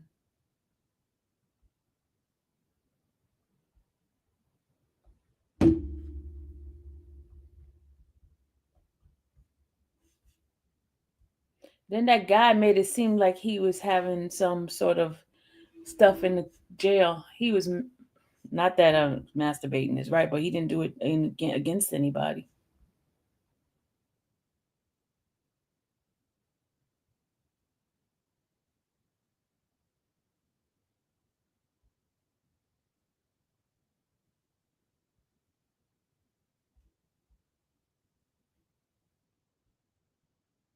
So he's gonna spend the rest of his life in jail for something he did when he was 16.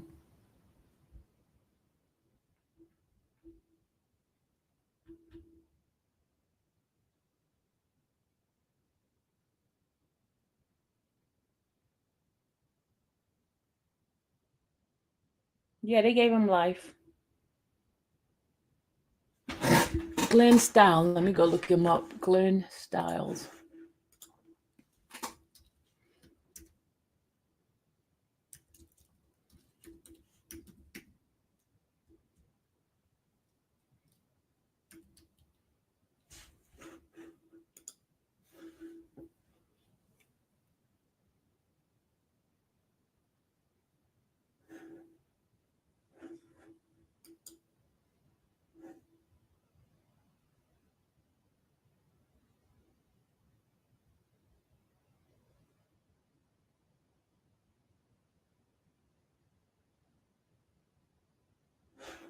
He was indicted in 1995.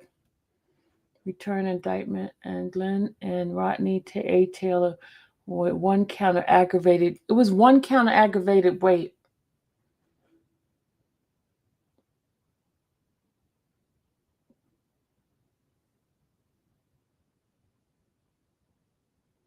One count of aggravated rape, 3 counts of armed robbery. The charges precede a trial before the 12-person jury in 1996. After considering evidence presented, the jury found defendant guilty of 1 count of aggravated rape, LSAR 2, 14-42, and 2 counts of armed robbery. However, as remaining counts of armed robbery, they were found not guilty. On May 28, 1996, defendant filed a motion for a new trial and a motion for post-verdict judgment of acquittal. In June 19, 1996, the court heard and denied their motion. After defendant waived the legal delays, the judge sentenced him as follows: 1 count aggravated rape, life imprisonment to hard labor without the benefit of parole, probation or no suspension of sentence. count 2 armed robbery, 99 years. What? He got 99 years for armed robbery? To hard labor without benefits of parole, probation, and suspension of sentence. To run concurrent with the sentence imposed on count 1. Count 4, armed robbery, 99 years at heart. How do you get 99 years for armed robbery? What the heck? In December 3rd, 1994, a young engaged couple, Brett Burris and Lisa Cobb, were sitting in the Mediterranean apartment with the door cracked open, waiting for a friend to arrive. At 7 p.m., the 2 men, one of them whom was armed with a gun, came into the apartment and demanded money. The victim tried to give them a little money that they had, but not satisfied. The suspects, subsequently identified as Glenn Stile, searched through the bedroom, while the other individual, subsequently identified as Rodney Taylor, point the gun at Brett's head and continued to demand money from the couple. Taylor, who was getting irritated, started tugging at Lisa's skirt, asking if the money was in there. When the young woman told him that she did not have any money, Taylor, still armed with the gun, forced her to the sofa and ordered her to disrobe. Petrified, she complied with his order. After Lisa sat on the sofa, Taylor kneeled in front of her, pulled down his pants, and forced her to perform oral sex on him. He then engaged in vaginal intercourse with the woman. During the ordeal, Stile, who was holding the gun, had it pointed at Brett's head, who was lying on the floor, pleading for them not to hurt his baby. In response to Brett's plea, the Stiles told him that he did not shut. Hey, good morning. Yes, it's still morning. Good morning. I assume you are Mr. Freddie Lawson. Yes, ma'am. Yes, sir. Okay. And we're here at headquarters, and you know who we are. You can see our name tags there. My name's Steve Prater. And we're talking to you from headquarters in Baton Rouge. Of course, you are at Hunt Correctional. We see that, and we've been there for several cases, so I won't cause them to introduce themselves. The time is 11:37 in the morning. Today's date is February the 13th still, and we're continuing with the hearings today. Mr. Lawson, you have requested that you be granted parole for something that you did. I want to hear from you first off. We're going to hear what you have to say about the crime, why you're there, what you did, and what you've done to atone for that crime and to make yourself a better person. Then we're going to move on to the warden and hear what the facility has to say about your attitude, what you've been doing since you've been there. Then we will move on and talk to Carrie Myers, who with Parole Project. Then the board will take over from that. So it's your turn, Mr. Lawson, to go ahead and tell us exactly what you're doing there, why you're there, and what you've done. Yeah. Well, I'm on a manslaughter charge, and that's what I'm currently on. And I can see me and Mr. Lewis to charge him on manslaughter. Me and Mr. Lewis, I went to some friend's house and things got out of control. And that's why he ended up dying. And I get remorseful to the family, to lose his family, because things got out of control. And I feel that he could have went a little further from there. Oh Lord, I don't understand. He's saying me making for parole. I stayed sober for 26 years, and I committed every class that there was in AA. I did every class that was given to me in Hunt Correctional to better myself. And I thank y'all for giving me the opportunity on the board, coming on the parole board. Okay. All right. What kind of fella has he been in prison? Well, we'll get into some more details in a moment because this is my case and I'll ask you some details about the crime. I want to hear more about that. But Warden, Assistant Warden, what kind of fella is this?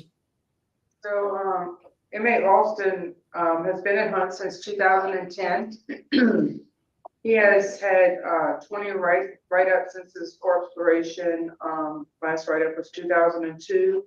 He is a nursing aide, so he works closely with our patients and, in the school nurse unit and our clinic on a daily basis. Patient care, does a really good job. Okay. All right. Thank you for that. Okay. Before we get into any questioning, I think Mr. Kerry Meyer, would you talk to us again about the parole project and what opportunities he has if granted parole? Yes. Good morning, Kerry Myers, Parole Project here from Freddie Lawson. Mr. Lawson has, as he stated, taken many classes while he's been incarcerated to work on himself. He's got more than 390 days of CTPRP credits, and we can credit the hard work that he's done. And that is one of the reasons we're here for him, based on you heard from the warden about his disciplinary record. We can talk about his achievements, but that is Freddie Lawson today. Again, after 28 years of incarceration, is not the Freddie Lawson who went to prison. He's worked very hard, and because of that, Parole Project is going to stand behind Mr. Lawson. Should this board grant his parole today, we will provide him transitional housing. We'll provide him all the services that we have. He'll be evaluated by our social workers for any additional needs. He'll have a mentor, a coach, so to speak, to guide him through the process that he needs to resettle himself, to learn society, how to integrate into society. That includes financial, technology, that includes social norms, and just the basic mentorship that having that coach on a daily basis will provide. We believe Mr. Lawson is no threat to public safety. He's mature. He has recognized his activities that led him to prison, and he's worked on the things that led him to prison. And we would ask this board to consider those factors today and grant his parole. Great. I appreciate that. Thank you very much. And just for the record, and so that you will know, Mr. Lawson, people that are also listening is Connie Lawson. And then, of course, you have three people seated behind you that I see. And would you get them to introduce themselves, please? Would you introduce yourself? I'm Kimberly Davis, and I'm Freddie's the baby sister. Okay. I'm Kimberly Alfred, and I'm the niece. Okay. I'm Sarah Lawson, Freddie's sister. Okay. And this case happens to be mine, so I get to start asking the questions, and the board will follow up with anything that they might have to add to that. Mr. Lawson, you were convicted by a unanimous jury trial of a manslaughter charge, and then you also sentenced because of being a habitual offender. You got 40 years in jail. And how many years have you served of that 40? All right, 26. 26 of the 40. Yeah. And this person that you killed, how did you kill them? He was my best friend. And I found out, I took charge of what happened that night and everything else. My remorse goes out to the family. And How did you? with a knife. With a knife? With a knife? Yeah, he was stabbed with a knife. How many times did you stab him? One time. One time. Wow. One time? One time. He was stabbed more than once. But I hit him one time.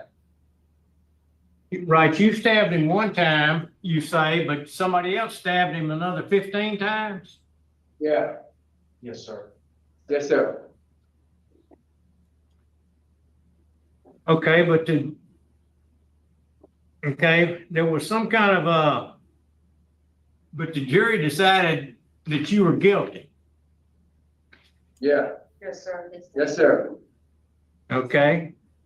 You've got a very long criminal history. Much of it is not in the NCIC, a lot of it's in St. Mary Parish. How many times have you been arrested for hurting somebody? I can't recall. Oh my God. It's my second time. A bunch of times though, right? Huh? Yes, sir. Lord have mercy. This dude. Oh my God. Y'all, he not getting out. He's not getting What were y'all fighting over? You probably was something to drink, sir? They was fighting over something to drink. I'm having trouble understanding what you're saying. They were fighting over something to drink. Oh, something to drink. Okay. Oh my God. All right. The sheriff, the attorney general, the DA are all opposed. The victim's sister He's not going nowhere. doesn't appear to be opposed. The victim's daughter appears to be opposed, but no comment.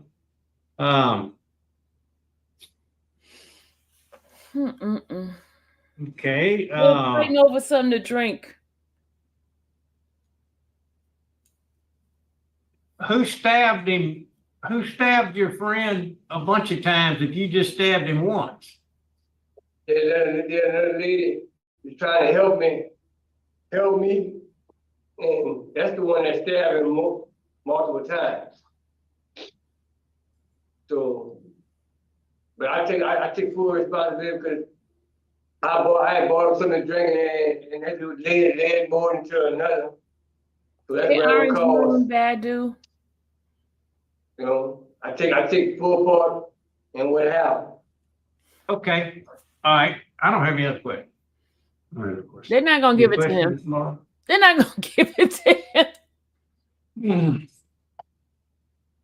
That's for executive session. Okay. I second. I move that we have a executive session. Ross, Yeah. Hillis, Yes. Prater. Yes. Okay, we'll be going into executive session at 11:47. We'll be right back. 11:47. How they time is fast. It ain't 11:47 yet. It's 46.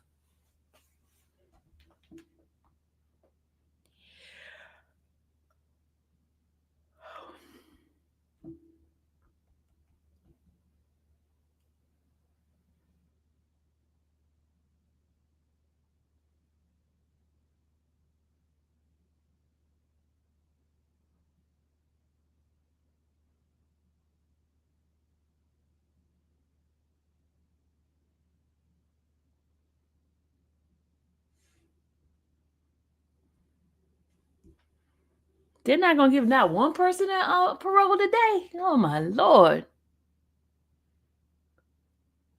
I don't think he's going anywhere either. But he's a nurse. He's helping out. He's a nurse's aide in the jail. So he's helping to save lives now. That might help him.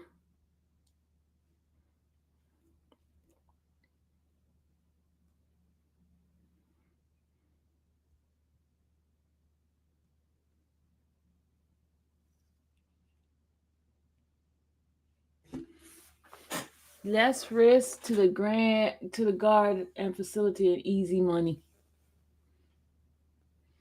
But we might get surprised. Ron, I don't know about these people. If it was Connecticut, I would say yeah, but Louisiana.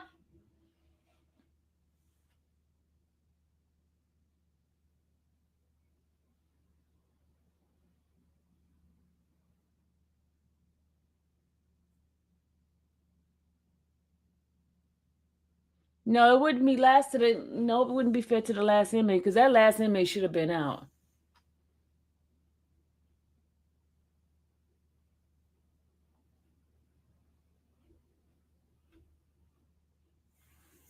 He might get out, y'all. This one might get out because why they have an executive session on him?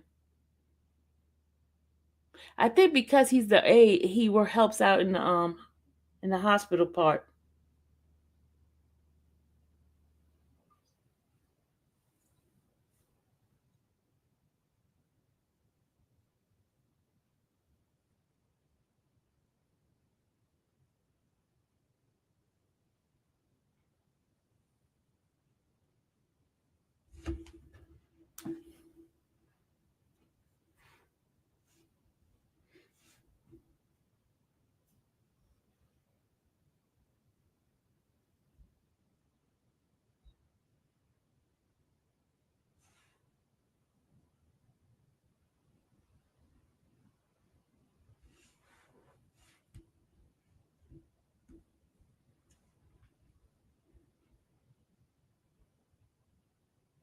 What y'all think? Who think he's getting out?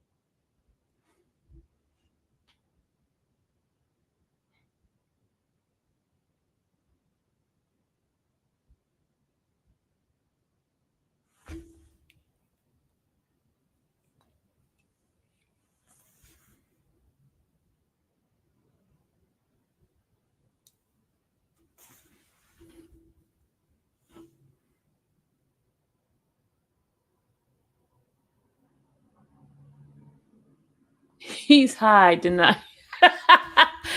Lashonda, you said he's high? He has a speech impediment.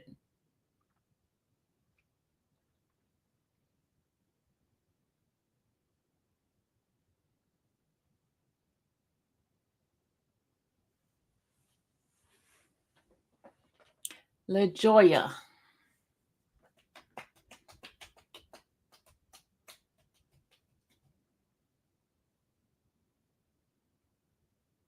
VK, you know why the other one got denied. You know exactly why.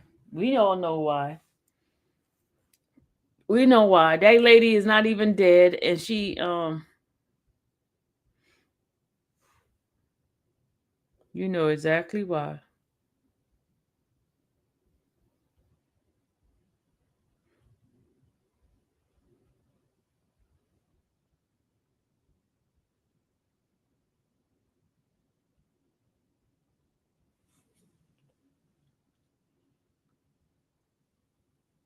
Rosie, you just became a new member? Rosie, I thought you was a member already over there.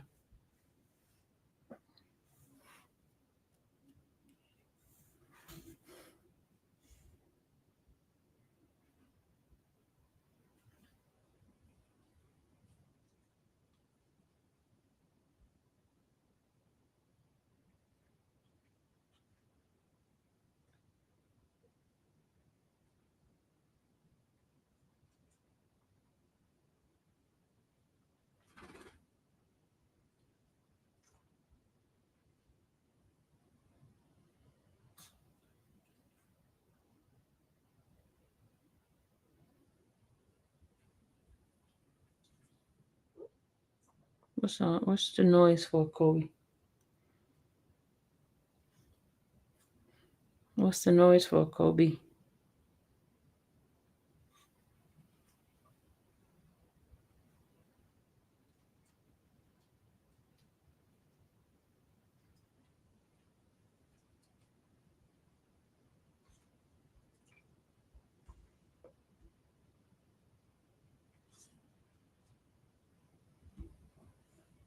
I don't think he's going anywhere, taking a long time.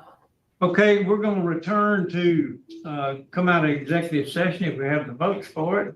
All in favor of coming out of executive session, we have a roll call? Parole, Yeah. Jennings, Yes. Prater. Yes. Okay, we're out of executive session. It's 11:54. Mr. Lawson, the fella, I did some more research on my notes and things, and the fella died from one stab wound, it appeared, that you gave, and that's all the stab wound. So we got that straight. But I think if we're ready to vote, and I've got to vote I first. got a question.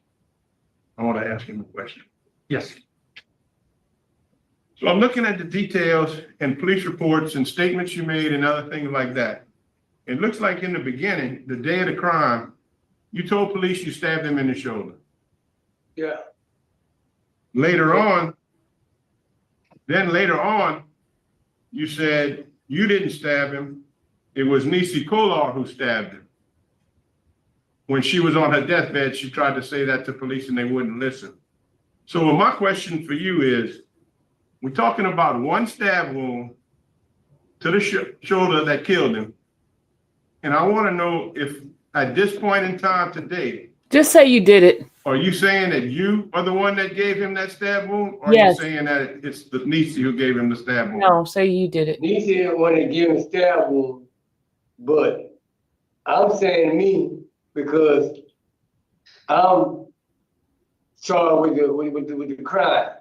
So I got more part in it than anything. Cause I bought him a drink and did what he did, and so I'm more responsible for the whole mix-up. Oh, he's saying you take I'm responsibility. still not understanding. Did you stab him? Yeah, I stabbed him in the shoulder. But the knife never went in it. He had two jackets on. He had two trench coats on. Right. So, you heard me? And then later on, Nisi Kola. Oh, my God. Yeah, none you said. So, but I take full responsibility. I brought him to their house, and cause I bought him a drink. That's why I've been taking classes in there about that. But I don't want to fall short again. I don't think I still don't understand what you're trying to say. Are you trying to say that you stabbed him, but it didn't penetrate the coat? And that it never went in it. The knife never went in it. So why is he saying? He had two jackets on. He had a trench coat on, and he had another jacket on behind. Oh, if that's the case, why did you tell police that you stabbed him? Yeah, when he hit me with the pipe in my face, I got a mark in my face, he hit me with a pipe. But I tried to hit him and it never went in it, and the knife dropped. So Nisi Kola must have picked the knife up when we were touching on the ground and hit him. Oh my God, I'm so confused now. All right. Can I ask a question? You say the other woman stabbed him? Yeah. She was out there fighting with you guys? Yeah. Or she was out there fighting with you all? She was trying to help me out fighting against two brothers. But then she was trying to help me because I've been by their house. Oh my God, I can't I understand this dude. I can't understand him. Okay. That clears it up. They're confused I'm now. sorry, Mr. Lawson. It's a very, very confusing. Okay, I'm prepared to vote, y'all. Yes. Okay, Mr. Lawson, I've got to throw the first vote because I'm the one who investigated this. The jury found you unanimously guilty of manslaughter. And the DA came back, said because of your terrible, terrible record, including many times hurting people or whatever, that you were a habitual offender. And so your total sentence was 40 years. And you have not served but 20 How many years have you served? 26. 25. 25. You served 25 of the 40 because of the fact that you hadn't served a sufficient percentage of that sentence. My vote is to deny your Oh my parole God. request this time. Louisiana, don't get in My trouble vote in also is to Louisiana. Y'all deny. gonna be spending the rest of your life in jail. And I will concur with my colleagues, deny. Okay, Ms. Lawson, your request has been denied today. The time is 11:59. Thank you. Y'all do not do a crime in Louisiana because you are not getting out. That's the chain gang state.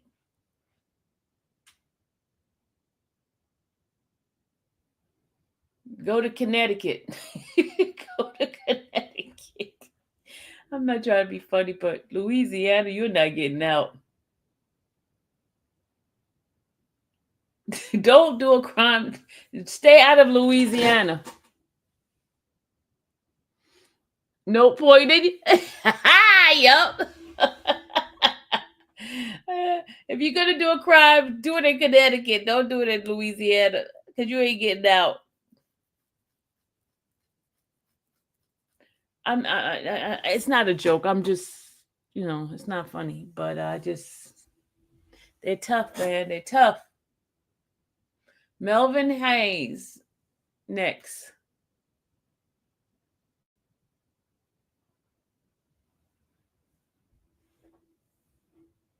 They are strict. You're not getting paroled. Even if you've been in jail 30 years, you're not getting paroled.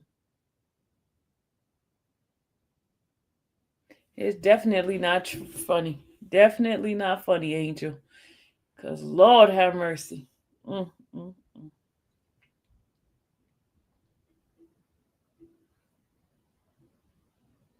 Stay out of Atlanta too. Stay in the North if you want to commit a crime. I'm just joking. We don't want no crime. It's a fair comparison though, because we have watched both. Yeah, definitely. We've been watching both. In Connecticut, majority of them gets parole. They get probation. They get pardons. They get clean slate. Louisiana, man, you see how many denials over there? Every single one of them has been a denial so far. Are we gonna get anybody get a parole? Probably not.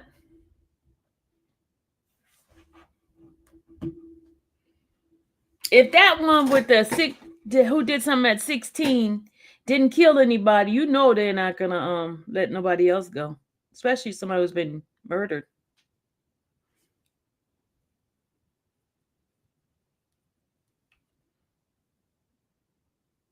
Been in prison 30 years and still appeared illiterate and horrible speech ability. Had near 30 years to change his life. He still sound like a young thug. John, you being racist. John, you being very, very racist. I don't like that. Don't say that. He has a speech impediment.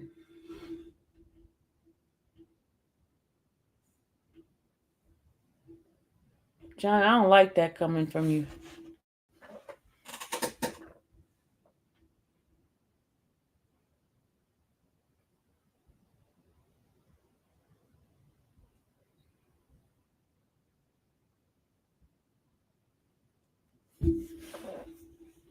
He does. Always having something negative to say. You must live miserable.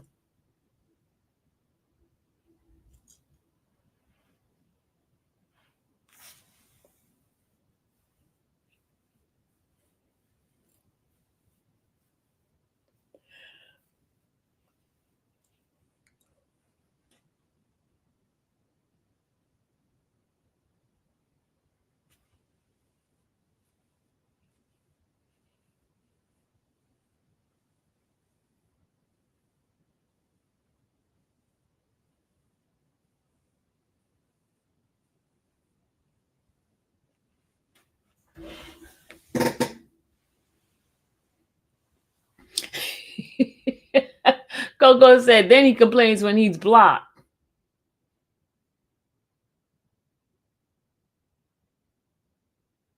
There's some people who cannot change their speech. They have impediments. So I don't even know. There's some words I cannot say. Even when I'm reading, there's some I'm old and still can't do certain things. Ain't got nothing to do with it. You know what? You're so judgmental. So judgmental. My God. Like he's perfect. I guarantee you, you got some mess in your speech or your background. There's something wrong with you that you can't change.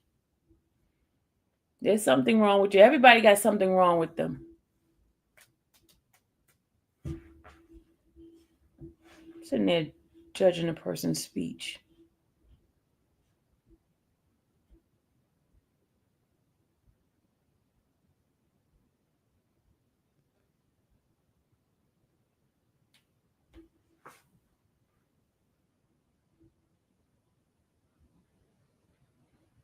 Brown said, yeah, that's sad to say because I was born deaf and I have a speech problem.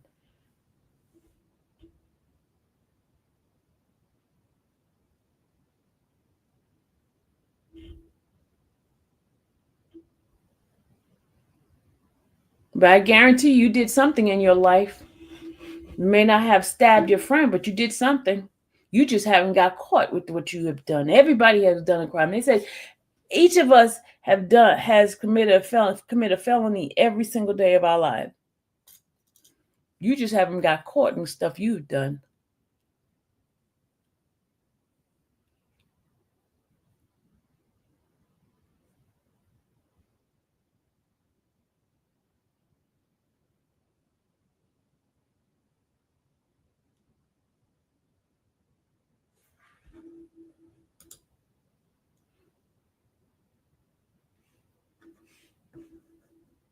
And it's always people that have issues going on in their lives, always criticizing other people. That's why the Bible speaks about deal with the plank in your own eye instead of a speck in your brother's eye. That's why the Bible speaks, because so many self-righteous people that sit around there and try to act like they just the best and got a whole household messed up. Where's the grace that you give to other people? John, you're a miserable person. I can see you constantly in here talking negativity and miserable. Miserable.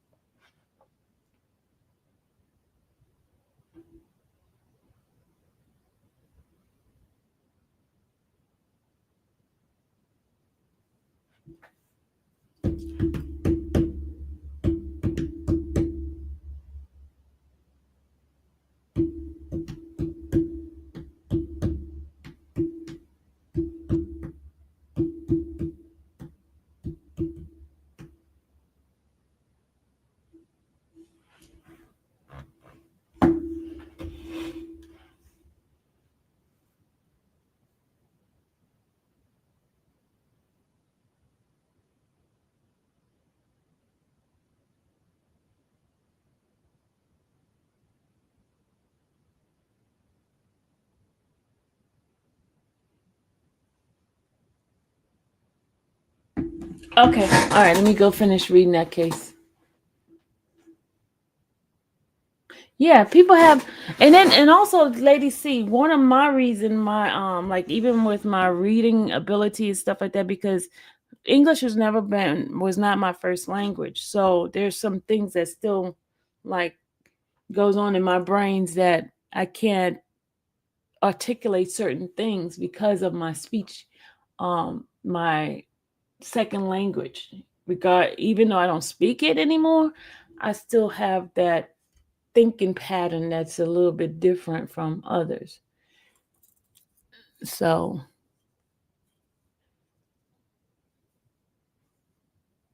okay, Angel says, we won't miss you. Bye-bye.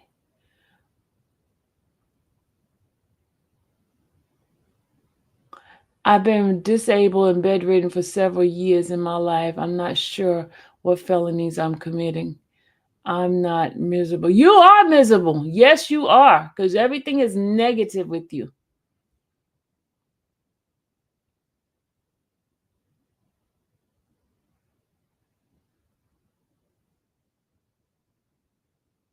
Bye. We were in here minding our own business. Bye. All right, let me go ahead and finish reading that case. Hold on. All right, I was up to Taylor was getting irritated. Oh, we got that part. After Lisa sat on the sofa, Taylor kneeled in front of her, and okay, I got that part. In response to Brett's pleas, Style told him that if he did not shut up, he would blow his head off. That's Style, the one we just saw. As Taylor raped the young woman, Style walked to the couch and forced her to perform oral sex on him. Then Taylor subsequently finished. Style handed him the gun and then proceeded to engage in vaginal intercourse with the young lady. When the two men were finished raping her, they gathered some property, and including a white cordless phone and a Worcestershire shotgun, and left. And when the police arrived, Brett talked with them and gave them a description of the perpetrator. In the meantime, the young woman was bleeding and fell weak and was transported to the hospital. During the course of investigation, police showed the victim's two photographic lineup. On the first occasion, they were unable to make an identification. However, both Lisa and Brett positively identified two suspects during the second photograph lineup. Okay, they back. Okay, they're not back yet. Also, the two victims positively identified the defendant in the court as one of the perpetrators. Additionally, the properties that was taken during this robbery, a cordless phone and a shotgun, was subsequently recovered from Rodney's Taylor residence. In connection with the rape, Dr. David Dunn performed a medical examination on Lisa Cobb, who had showered by the time she went to the hospital on December 3rd, 1994. He prepared a report connection with the examination. At trial, after being accepted as an expert in the field of optometry and gynecologist, Dr. Dunn testified that he did not observe any signs of physical trauma, nor did he observe signs of trauma in any abnormality in the pelvic examination. However, the doctor further testified that failure to observe trauma is not uncommon, and that everything he observed during his examination, including the victim's emotional state, insofar as she appeared withdrawn but tense, was consistent with the woman being a victim of rape. Also, in connection with the case, fingerprints was taken from the young couple's apartment. However, no fingerprints were identified to match those of the defendant. What? Additionally, during the course of the investigation, various scientific tests was performed, including a request for analysis of blood and psychological fluid. Good afternoon, Mr. Hayes. It's 12:13 in the afternoon. I assume you are Melvin Hayes, correct? Yes, sir. And what is your DOC number, Mr. Hayes? 114404. Okay. And let's see, who is that seated behind you so we'll know? Did you bring some folks with you there? Boy, no. Okay. Down like it. Okay. Darren Hayes. Okay. I just wanted to see who all was in the room. Melvin Cole. Okay. And of course, the staff has already identified themselves, and you can see who we are by the fact that that our name tags right from. My name is Steve Prater, and I'll be doing the interviewing with you today. Mr. Hayes, what I want you to do is in just a moment, I want you to tell us why you're there, what you did, and give us some facts of what you did, and then what you've done to make yourself a better person since you've been there.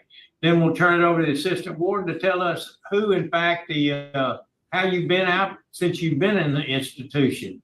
And then we'll hear from Mr. Kerry Meyer, who will tell us about the parole project. And then we'll hear from Kawana Stevens in opposition. And then we will talk to you as a board, and then we'll make our decision. So to begin with, now's your day. You get to talk to us and tell us what you did and what you've done since you've been there to make yourself a better person. Well, I just committed a murder while I was under the influence of drugs and alcohol. He committed murder. I'm sorry about what I did to do it. Oh, and sir, Tell me how old you was. I was 41 years old at the time 41. when I committed the crime.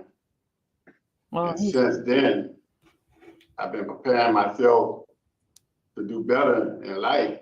oh Lord, he ain't going nowhere. Youth and alcohol anonymous and stuff like that, and different courses to understand the reason why that I committed the crime, because I was under the influence of these drugs and things.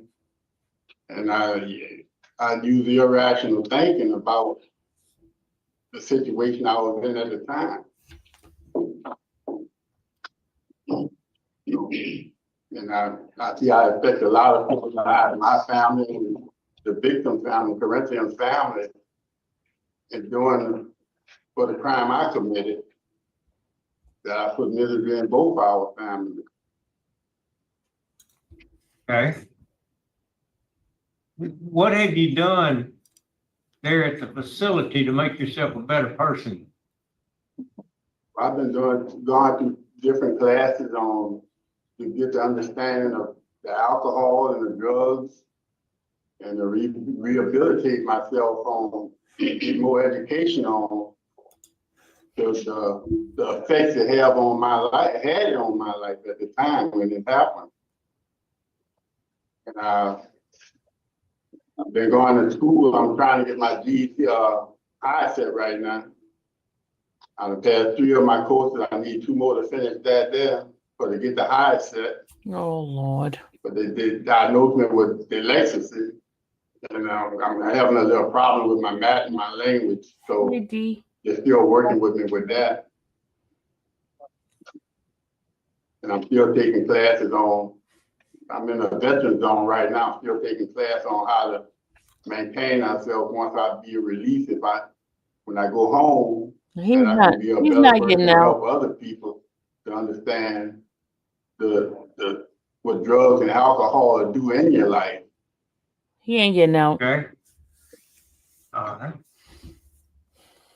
Okay, what kind of fellow, I'll ask for somebody from Hunt to tell us, is Warden, tell us what kind of fellow it's been. So, Mr. Hayes has been here at Hunt since 2008. He was transferred here from Angola for a medical procedure. And his last write-up was 2018, which he received a reprimand. He is housed in our vet's dorm, so he's part of that program. And like you said, he's working on his high set on the school. Okay. All right. Are they talking to us? Someone talking to us? Or? No, sir. Okay. All right. Let's I think now it's time to hear from Mr. Kerry Myers. Kerry? Yes, good afternoon. Kerry Myers of the Louisiana Parole Project. We're here in support of Mr. Hayes. Mr. Hayes is now 65 years old. 65. He's worked extensively on the addiction issues that have led to his incarceration and his actions. Despite him being dyslexic, he continues to work in school, trying to attain his high set. He has taken multiple programs regarding, he's in the veterans program, as they have mentioned multiple times, and he has taken numerous programs regarding his substance abuse problems. He continues to be in AA, NA. He has been through the personal growth in the veterans program, the change program, He has been through Thinking for a Change. He has continued, been through the behavioral management program. Of those that they mentioned as disciplinary infraction, that was a low court write-up, the only one in 18 years, in the past 18 years. And so as just based on his age in itself, it already shows statistically that he is very, very low risk of recidivism. He continues to work on his sobriety. In the package, you have a letter there he's been evaluated by our social worker, who will, and when he gets here, make any recommendations that he needs. He has a support system. Once he completes the parole project, he has a supportive family. And we would just ask this board to look at Mr. Hayes, the work that he's done over the years, the effort he's put into it, despite the limitations of being dyslexic, and because it's what he wants to do. It's what he is trying to do to recognize the things that led him there, the actions that he took. And so the self-awareness alone is impressive to us. And so we just ask this board to grant his parole today. Okay. Thank you, sir. We appreciate that. Appreciate the work your organization does for the ones that are released onto parole. Okay, we'll move now to opposition. Excuse me. I see one down here, Mr. John Lockett Jr. In support. Is Mr. Lockett there? Yes, sir, I'm here. Did you want to speak today? Yes, sir, I don't mind speaking it up. First, I just want to say thank you to you guys, just for allowing my uncle to have this opportunity to come before the board. I definitely want to send my condolences to Ms. Kiwana Stevenson. I know there's no words that can express what you're going through, what you've been through. So my condolences to you. On the other side of that, I'm 46 years old. My uncle has been incarcerated over half of my life. Prior to his incarceration, I was in my late teens, and he had been on different substances for most of my upbringing. So I didn't get a chance to know him as a free man. Over the past quarter of a century, I've gotten to know my uncle, the true him, not the man that left the street 25 years ago, not the man who was convicted of the crime that he did. The man that I've gotten to know over the last 25 years is a God-fearing man. He's been very influential in my life. He's been very influential in my children's life. Off of the strength of his background, off of the strength of where he's trying to go with his future. He's encouraged my son to take up criminal justice. We've been looking into just wanting to be a part of the system to make sure that we can help others. Me and my uncle talk all the time about some plans that he has when released, that he want to be able to help others that went through, going through the things that he went through, substance abuse, not operating in the right mental state because of the influences of other drugs or things of that nature, things that took a lot of control of the early part of my upbringing as well as the early part of his years. I've witnessed him complete multiple programs while being incarcerated. They call it the House of Rehabilitation. A lot of the institutions don't really have rehabilitation systems in play that are effective. For someone to come to prison and get rehabilitation, they have to be willing to put the work in. They have to want to work. They have to want to make the change. I've witnessed my uncle complete multiple programs, and as he mentioned, substance abuse, trauma courses. Like he says, he's working on his GED to further his education, and many other programs that he's completed in an effort to better himself and be better prepared upon his release. We've created a very, very powerful support system for him on the outside world. We have a family operated construction company with 2 different positions waiting on him. That is compatible and conducive to his limited work ability. And just for him to have an opportunity to continue doing the great work that he's been doing in here as a free man is just something that we're all here in support of. It's so much that I want to say, and I know I'm limited on time. However, just wanting him home, wanting him to be active in our lives as well as his children's lives, to be able to That's it, have dude. another opportunity to correct some of the wrongs that he's made. He's been doing a great job in here to do so, staying out of trouble, not getting any write-ups. The write-up, as was mentioned in 2018, was a low type of write-up to where, it wasn't nothing made. Okay, that's enough, dude. That's Okay, enough. can you wrap it up, Mr. Lockett? Please, sir. Wrap up your remarks, please. We've heard all of that. Appreciate it. So just wanting him to come home, observing the work that he's put in to better himself.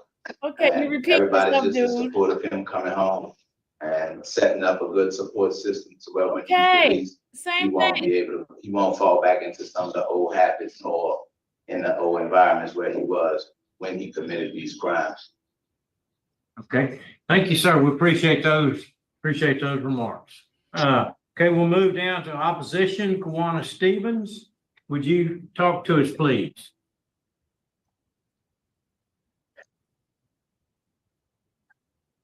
Good afternoon. How y'all doing? Doing fine, Ms. Stevens. I am Kiwana Stevens. I am Corinthian Stevens May's eldest daughter. 58. My mama would have been 58. This coming up Tuesday on February 18th. I am 40 years old and I outlived my mama. My mama was 32.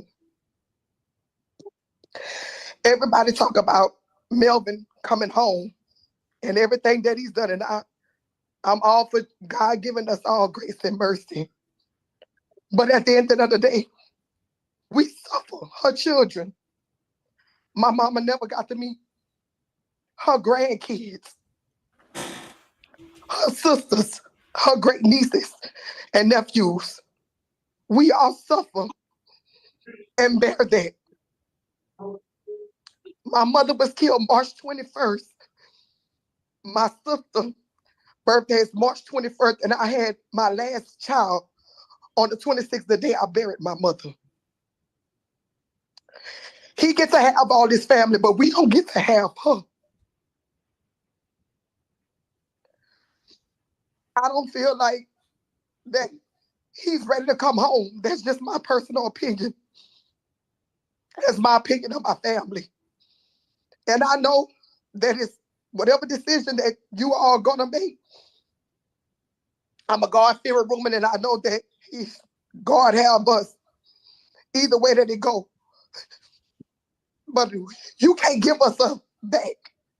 We can't get my mama back. My mama was still young. We all was little. We'll never get her back. Okay. I appreciate his brother and him holding finally having accountability to say that they send their condolences, but my mama's still not here. So thank you all for listening to me. Yes, and for ma'am. hearing how me and my family feel. And we're sorry what you went through and what you continue to go through. Just for the record, Sheena Mays is also on Zoom, but wishes not to speak at this particular time. Okay, that's all the people in favor of or in opposition to Mr. Melvin Hayes being released. This case is my particular case.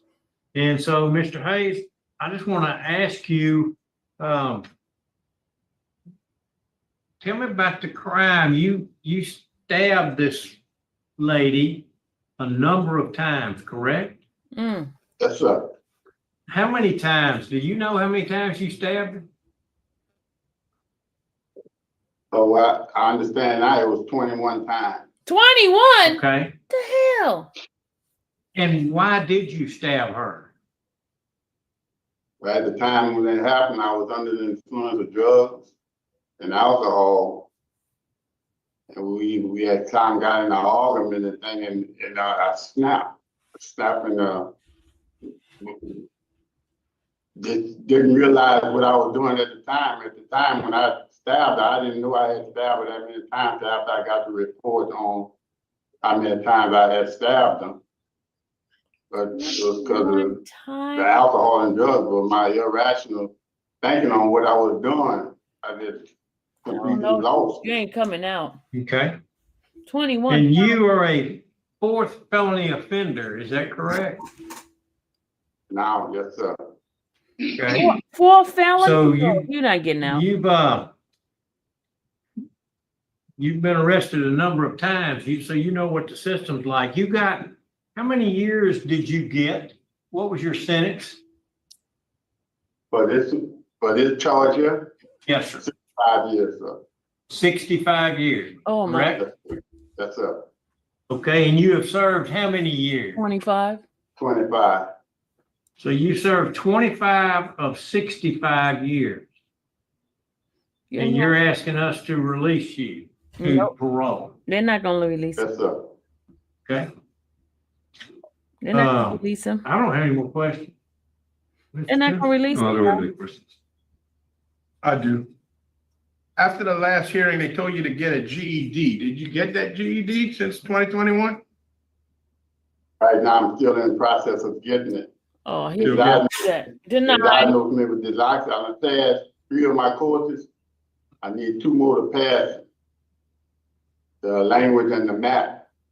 And just 2 days ago, I took a test on it, and I failed the math by 4 and the language by 6. But by the week before that, I passed both of them in my pre-tests.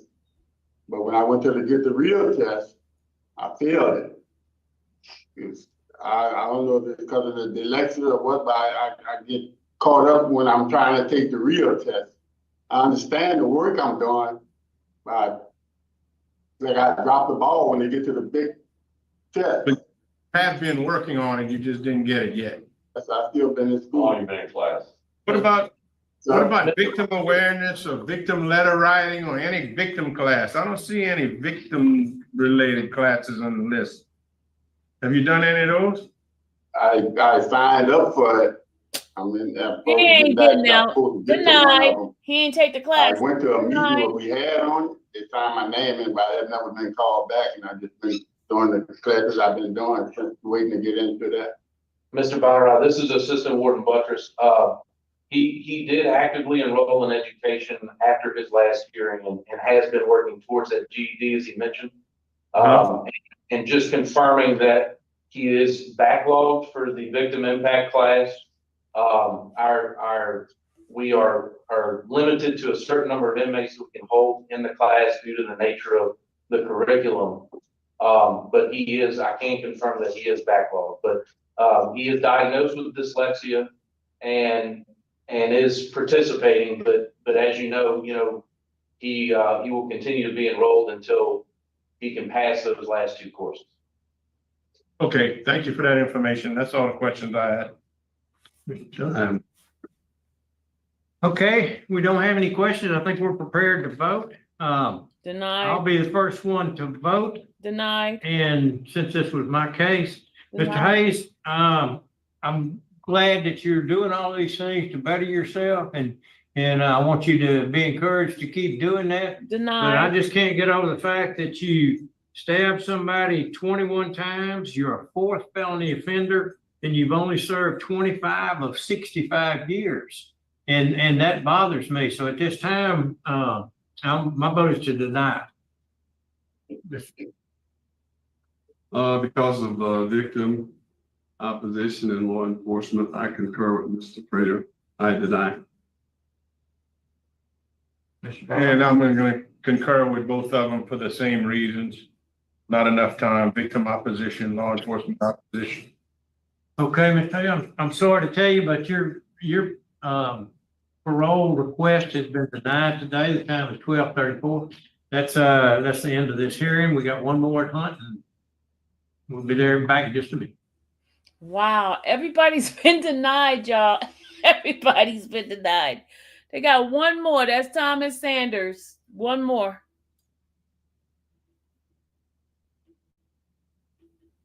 Every single body has been denied.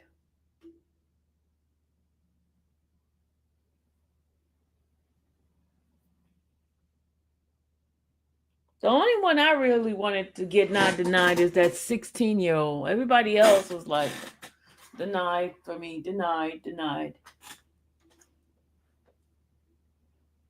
All right, let me finish reading the 16-year-old situation. Hold on. I see why he had a second trial. All right. Elk said, okay, the doctor said that at the trial, after being accepted as an expert, okay, I read that part already. However, the doctor further testified that failure of observed trauma, we did that one already. Also, in connection with the case, fingerprints was taken from the young couple's apartment. However, no fingerprints were identified as matching those of the defendant. Additionally, during the course of the investigation, various scientific tests were performed, including a request to analysis of blood and psychological fluid, as well as a request for hair comparison. The result of the scientific analysis were unable to positively connect the defendant of the rape to Lisa Cobb. Wow!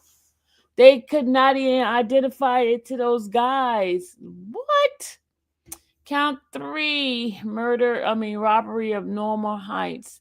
The facts surrounding this offense will not be addressed since the defendant were found not guilty. And then William Gilmore, that's the guy that was on the phone. On December 2nd, 1994, at 9 p.m., William Gilmore was in the parking lot of Materian apartment complex when he was accosted by two men subsequently identified as Style and Taylor. Taylor, armed with a gun, cursed at the victim, forced him to his knees, put the cocked gun pistol in his face, demanded money, and at this point, Style, who was positioned himself at the entrance of the building, approached the victim and yelled at him to hand over his wallet. After Mr. Gilmore surrendered his wallet, the two men got upset at the small amount of money and they started shouting obscenities at him and said that they ought to blow his ass away. So luckily, Mr. Gilmore and the two men took his wallet and the blue igloo cooler and that he was carrying and threw back his wallet. Then they fled. When the police arrived, Mr. Gilmore gave them a description of the two men. Although Mr. Gilmore was unable to make identification in either two polygraph lineups, he was shown. He subsequently made an unplanned identification of defendant. As Mr. Gilmore sat in the hallway after testifying in co-defendant Rodney Taylor's trial, he saw an individual that he recognized as one of the predators, specifically the man that sat in the entranceway, but then came out, cursed at him, and told him that the gun to take his life. Well, with the gun to take his life. In addition to that identification, Mr. Gilmore positively identified defendant in court as one of the predators. The cooler, which was taken during the robbery, was subsequently recovered at Rodney Taylor's residence. In addition to the testimony of the witnesses previously set forth, which revealed the factual scenario of the offense as well as the investigation, there were several other witnesses who testified at trial. Rodney Taylor, co-defendant, admitted his involvement in the crime but denied any involvement at the any involvement on part of Glenn Style. According to Taylor, he implicated Glenn Style in the apartment because Style had robbed him. Taylor said Glenn. Wow. So it was Taylor that implicated Glenn Stiles. At trial, Taylor claimed that Joseph Howard committed the offense with him. However, he did not want to implicate Howard, who threatened to kill his family. Oh. Demetrius Adam, a friend of both Rodney and Glenn, testified that Taylor told him that he and Style were going around robbing people and they had gone into somebody's house and took some goods and had sex with a girl. Ooh. Lieutenant Judith Urschel. Good afternoon, Mr. Sanders. The time is 12:40 in the afternoon. You're still at Hunt Correctional where we are. We're still in Baton Rouge at headquarters as we continue these hearings for today. As I said, the time is 12:40. It's still February the 13th of 2025. You can see from our name tags who we are. I'm Steve Prater, the chairman for today, and we're going to hear what you have to say. We're going to hear what the institution has to say about you. And then we're going to hear for anybody that's in favor of your parole request and then those in opposition to parole request. Then we'll ask you questions and we'll be concluded with this thing. Mr. Sanders, to begin with, and of course, we already know who the staff is. Do you have anybody there? We have. I apologize. I don't mean to interrupt. This is Assistant Warden Buttress. I just wanted to make a note that we have our psychiatrist sitting behind him, Dr. Ashley Fleming, and our Director of Medical and Mental Health Services, Mr. Terry Grady. Mr. Sanders is currently housed in one of our mental health treatment areas. Mental health? Oh, Lord. All right, Mr. Sanders. Tell me why you were there, what you did, and what you've done to reform yourself so that we could consider a parole. I'm here for second-degree murder. Oh, Lord. He crying, y'all. I killed a late child when I was 17 years old. He was 17 when he did this. Miss Carol. Look how they looking at him. Look at him, look at him, look at him, look at him. And look at the one with the... Okay, are we going to be able to continue this? Yes, sir. Hearing? Okay. He don't care what he crying for. I didn't really hear a lot of what you said, so as soon as you collect yourself, would you begin again? This man is too much. He said... Here for second-degree murder. I killed a late Charles woman named Carol. He killed somebody. When I was 17 years old. He was 17 when he killed him. And y'all, he about 100 now.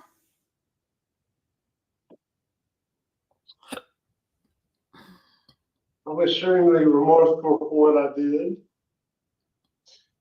Who told him to get up there and cry? That's an understatement. I've tried to kill myself several times. That's how bad I felt.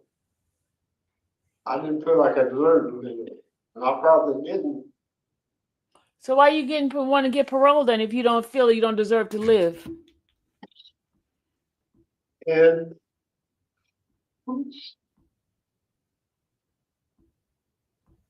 I don't think he's getting out, Miss Norrell. Because he got the You guy. want us to come back to you in just a minute? No, sir. No, sir. Okay. All right. So what have you done to maintain yourself? I earned my GED. I quit school in the very first semester in 9th grade, and I earned my GED in Angola back in 1997 at Kennedy Eagle Nah, he's not going to get out. I have several certificates from Angola, which ain't on record here at Hunt, and I've taken several anger management programs, and 10 days of self-esteem and stuff, learn how to think better. They're not gonna let him and out. Stuff like that. Keep Those two forgetting men, so one of them angry down at there look like myself he don't want him and out. stuff. And well, I've earned several certificates here in Angola, and I've taken pre-release program, and I even took a sex offenders class, but He's I not getting didn't out. get the That's whole that's 100 why he's hours not getting in, out. but He's I passed mental. all 4 tests with flying color. I'm not to brag on myself, you know. I was a sick teenager, extremely sick.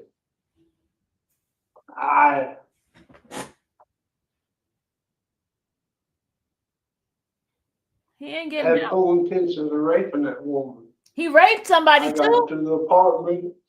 He raped somebody. Oh no, he ain't getting out, y'all. He raped somebody too. And I seen her asleep.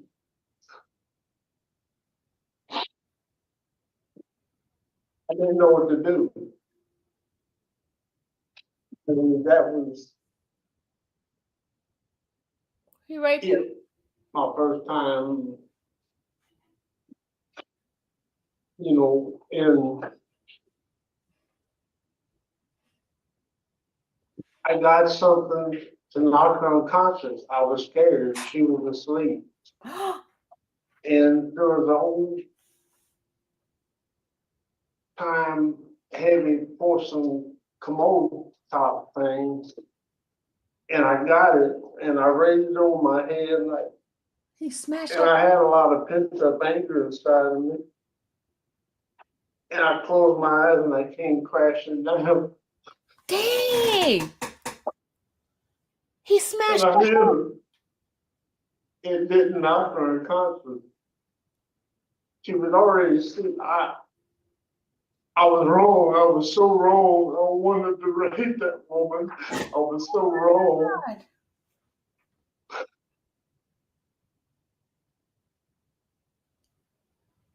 Okay.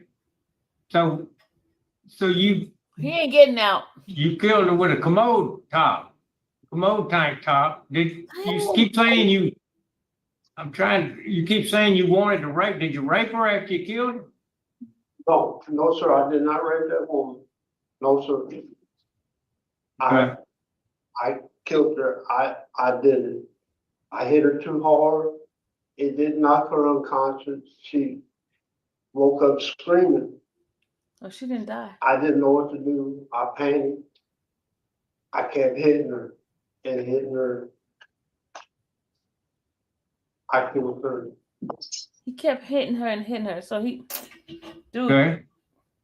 you raped it. All right. Well, I'll let Mr. Barra get into any other details that we might have, but okay. Would the warden tell us what kind of fella he's been, or tell us about him a little bit? He is like, Warden Burcher said, he is housed in one of our mental health units, box 1. He does live, and Dr. Fleming can attest to some, how he's been as far as behavior wise and stuff, because she sees him on a regular basis. But he lives in one of our mental health units, box 1. It's an open dorm setting. And his last write-up was 2022. Oh, he's not getting out. For he ain't getting out. he got a reprimand. He got getting out. He ain't getting out. 22. All right. Thank you. Well, nobody's there to speak in favor, so we'll move on to Mr. Chris Kellogg and followed by Mr. Nobody John in favor. Kellogg. He's 2 Are y'all against with him. He ain't us? getting out. Okay. Mr. Chris, would you start out telling us why you're opposed to this, please? Can you hear me? Yes, sir.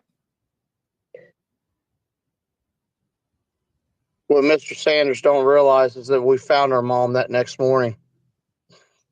I was 6 years old.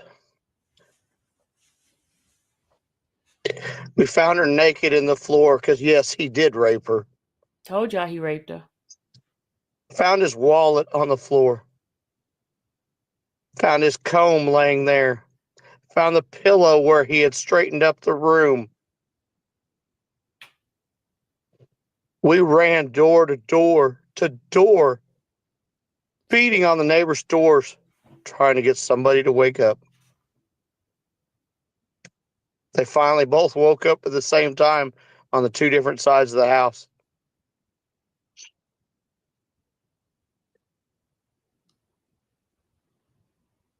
This guy raped and killed my mom. And then after doing so, left her for us kids to find. We've lived our entire life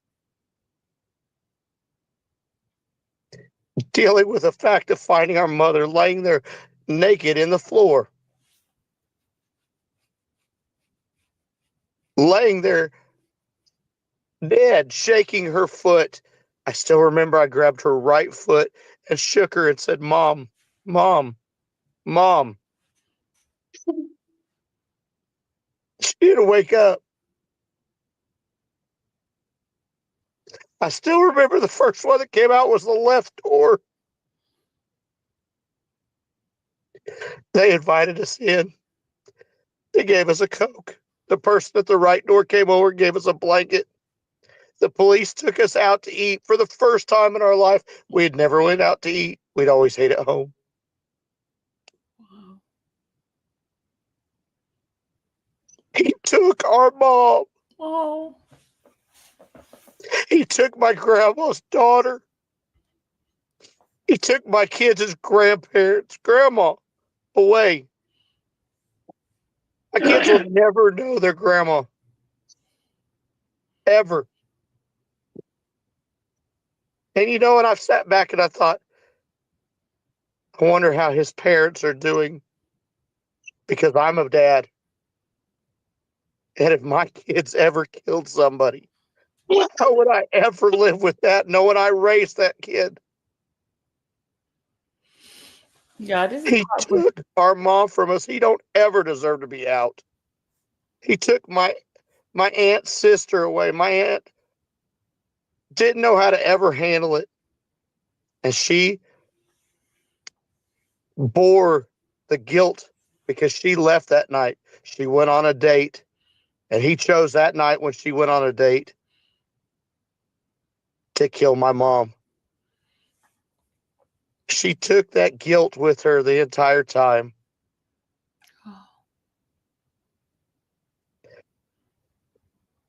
We are left to live with it. My brother and I are left to live with it. To live with finding our mother laying in the floor with no clothes on. To live with our kids never having grandma. You know how hard it is to graduate high school and go, I wonder if my mom would have been proud. Mm-hmm. To go to college and go, I wonder if she would have been proud. To see my brother get his diploma and wonder, would she have been proud of him? And instead, we got to sit and suffer through it. He don't deserve to be out. My grandma died preparing for the last parole hearing. She was in the middle of preparing for it. We went on the news and everything else, and she fell and hit her head and died. Mm-hmm. She was so stressed out. My aunt had a heart attack. And they knew all along her heart had kept getting weaker and weaker. She had so much pent up guilt and remorse because she left that day.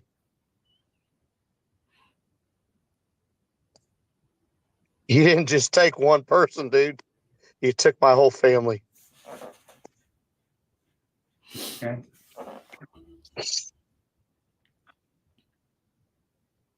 All right, sir, is that, I'm so sorry. I'm so sorry that you're having to relive this and talk to us. Yeah, I'm over here crying, boo-hooing, y'all. Is that all you got, Mr. Chris? Oh. Okay. We'll move on to John Kellogg. Mr. John Kellogg. Go ahead and tell us why you're in opposition. You muted. You muted. You're on mute, sir. My apologies. Can you hear me now? Yes. Yes, we can hear you. I'm the youngest son of Carol Kellogg. I am 46 years old. He broke into our house through our bedroom window. He broke into our house 5 days before my birthday. Wow. To this day, I can't stand celebrating my birthday, because all it does is remind me of that day. When we were finally taken away from that situation, we bounced around house to house to house because none of our family members who took us in knew how to deal with such broken children. We never had a proper upbringing because our world was taken away from us. I didn't have a mother to teach me love and compassion and kindness. All I had were people who taught me how to be hard and have a hard upbringing. I had physical, mental, and emotional abuse at the hands of the people who didn't even want us because we were so broken. Oh my God. But I'll tell you one thing, at 17 years old, I did a whole bunch of stupid stuff. But even at that age, I knew it wasn't right to murder somebody. You cannot make an excuse that there was a rough upbringing or some difficult time happened to justify taking someone's life. It's not right. I have lived with this my entire life, pretty much. I have been lucky in a lot of ways because I got a wonderful wife who stands beside me every day. But I couldn't imagine not having that person with me because I wouldn't be able to handle this. Even now, 40 plus years later, it still hurts. Mm. And I'm still broken because of it. Mm. I will never get to ask my mom advice, ask my mom what to do in a situation because she was taken from me. I oppose him getting out because not only did he ruin my life, he ruined many, many others besides. That's all I have to say. Sir, well, I'm appreciate you having the strength to come before us, and I'm so sorry. I'll tell you, like I told your brother, I'm so sorry that y'all had to live through this. That's it. Okay, it'll be the board will now ask some questions. Mr. Barra is the lead on this particular case. Mr. Barra, would you go ahead and give us your thoughts, please? Yeah, I'm gonna go ahead and just give a brief summary of the event that Mr. Sanders did not remember all the details of, obviously. And this is from his statement to the Lake Charles Police Department provided on September 24th, 1983. He told police, "Last night I killed someone. I went to the garage side of the window of the duplex next to the one I lived in and crawled in through the window. I went to the bathroom and took the lid off the toilet tank and then went to the front room where the girl was sleeping in her bed. The two kids were sleeping in the room that I went into first. While the girl was sleeping, I hit her in the head with the tank lid. When I hit her, it did not knock her out. She started screaming and I hit her again several times with the tank lid. While I was hitting her, the lid broke. I hit her around the throat with part of the lid that was broken, and then I choked her with my hands. She was still in bed at the time. After she was dead, I pulled her down to the floor next to the bed where I took her pants off. Then I took my jeans off and raped her. Whoa. After I raped her, I went back to the bathroom, took my shirt off and cleaned myself up. It was a red shirt. After it was all over, I went out the front door, got on my bike, and acted like I was just getting home. This happened around 3 a.m. Thomas Sanders stated that one of the kids woke up and he had to quiet him down and turn the bathroom light on for him because he was scared. He also stated, I had been drinking 151 rum and coke last night and I killed the girl, but I knew what I was doing. This is a fantasy of mine and I think about raping girls all the time.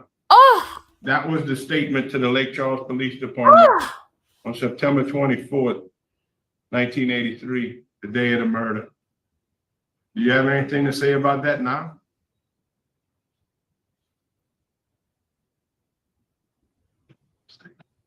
Sorry, that must, no, sir.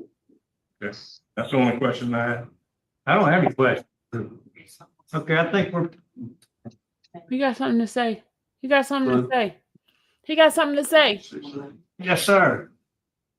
Yes, sir. By the way, it was Chris. me that woke up.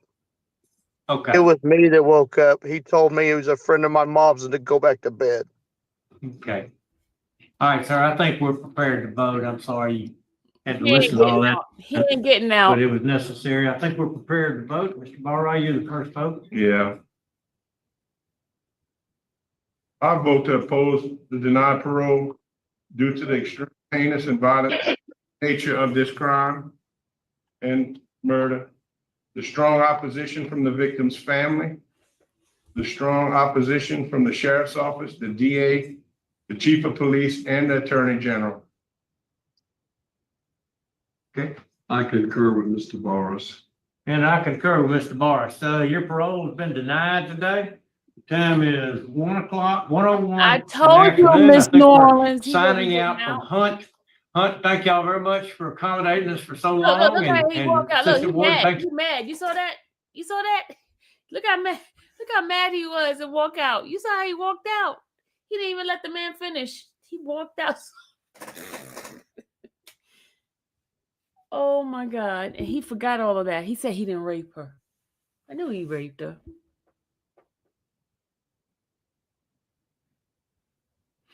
Well, guys, we must end. That was our parole for the day.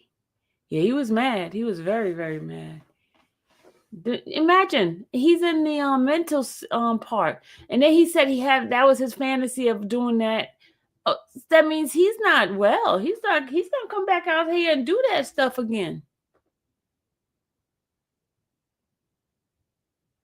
And then he had some sort of infraction in 2022. All right, guys. I know I got y'all adrenaline just going high and just no remorse. He did all that fake crying, CMT. He did all that fake crying. Oh, let me finish reading the rest of that, guys. That other case. Hold on. All right. Okay. It says here, Lieutenant Judith Erschel of the Jefferson Parish Sheriff's Office testified that in connection with this case, she took a statement from Rodney Taylor. In his statement, Taylor told Lieutenant Escher that Glenn Stile was involved with him in the commission of the offense. She testified that there was no indication that Taylor's statement that Glenn Stile had robbed him. So he lied. After the state rested its case, defense counsel called several witnesses to testify in defense's behalf and attempted to present an alibi for him. Rosalie McCoy, defendant's grandmother, testified on December 3rd, 1994. Defendant cut grass all day until 5 p.m. And at the time, he went to his mother's house across the street, took a bath, and then took a nap. Defendant left the house that evening at 7:45 with a friend, Neiman, picked him up. According to Ms. McCoy, on December 2nd, 1994, defendant went to school and stayed late to play football, arrived home at 6 p.m. and went to bed at 7 p.m. Ms. McCoy further testified that in connection with this case, the police conducted a search at her house. However, nothing was seized as a result of the search. Defendant's mother, Teresa Stiles, testified in accordance to Rosalie McCoy concerned defendant's whereabouts on December 2nd and 3rd, 1994. Ms. Stiles testified that on the night of December 2nd, 1994, defendant was at home and that on December 3rd, defendant cut grass, went to her house at 5 p.m., stayed there till 7:45 when a friend Neiman picked him up. Neiman Dunas testified on December 3rd, 1994, he picked Glenn Stiles up from his house at 7:45 and they remained together until 1:30 a.m. Defendant also testified in his own behalf and denied any involvement in any robberies or the rape. According to the defendant, on December 3rd, he cut grass until 5 o'clock and went to sleep and left the house at 7:45 p.m. when his friend Neiman picked him up. After listening to the evidence presented as set forth above, the jury found defendant guilty of 1 count of aggravated rape and 2 counts of armed robbery.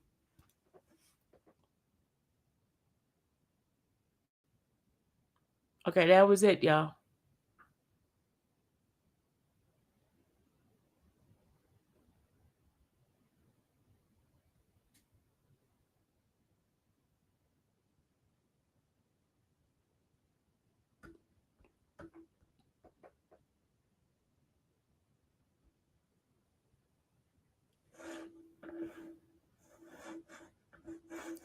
The other case wasn't clear cut.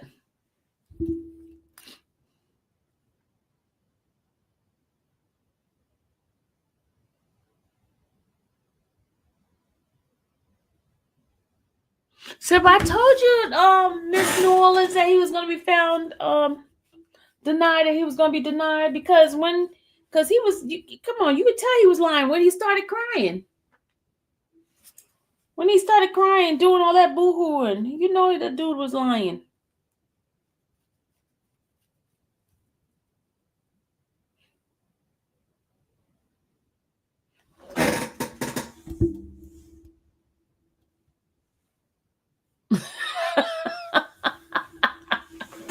All right, guys, I'm about to go. Angel said she went back to check and see how he walked out. He mad. He was mad. He thought he could trick those people. That man, he mean. He beat the crap. He. Oh my Lord.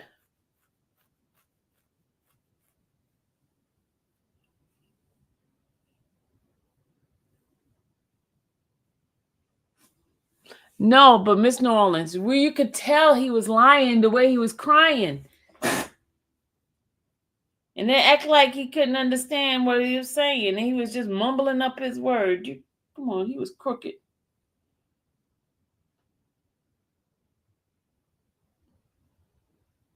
You see, nobody came to support him, dude. He didn't have not one soul to support him. Not one soul. That tells you a lot.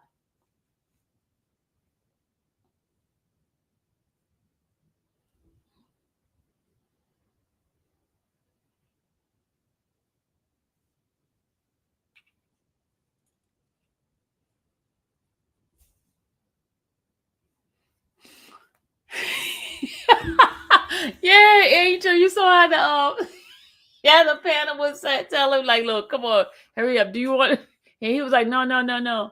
He said, do you want some more time? He's like, no. All right, guys, I'm about to end this live. You guys, I see you guys. So that's why yeah.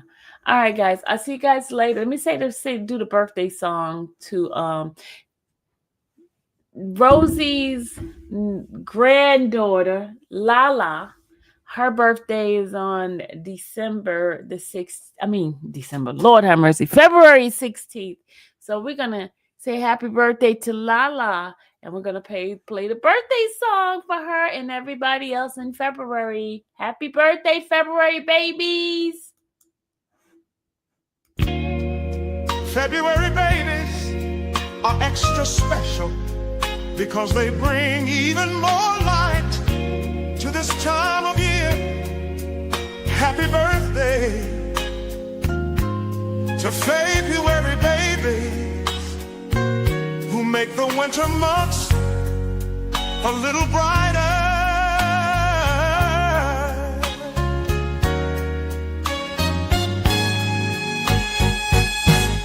May your day be filled with love and joy. Forget the past, look forward to the future, for the best things are yet to come. Birthdays are a new start, a fresh beginning, and a time to pursue new endeavors with new goals. Move forward with confidence and courage. You are a very special people. May today and all of your days be amazing. Happy birthday, February 5th, Keith Williams. February 12th, Ruth Parks and Tammy Pace Johnson.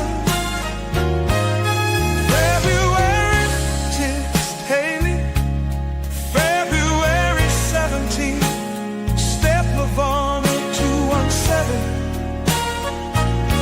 February 19th, Mrs. Naturally Annabelle.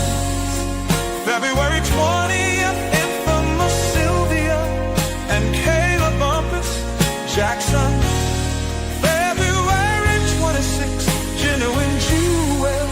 February 27th, Serena Fearing and Bougie Pisces. Because you are so wonderful, may your birthday be filled with nothing but the greatest joy and celebration. Happy birthday, February love babies.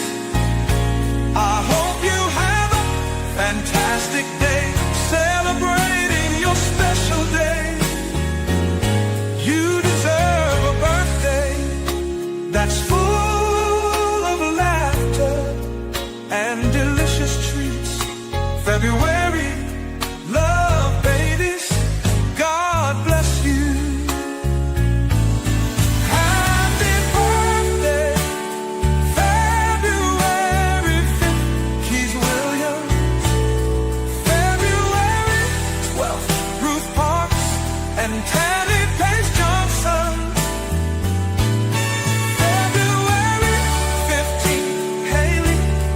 February 17th, Steph Lavon 217. February 19th, Mrs. Naturally Always. February 20th, infamous Sylvia and Kayla Bumpus Johnson. February 26th, Genuine Jewel. February 27th, Serena Fearing and Bougie Pisces. February love babies, God. All right, I'm going to end it now. Have a good night. Bye, y'all.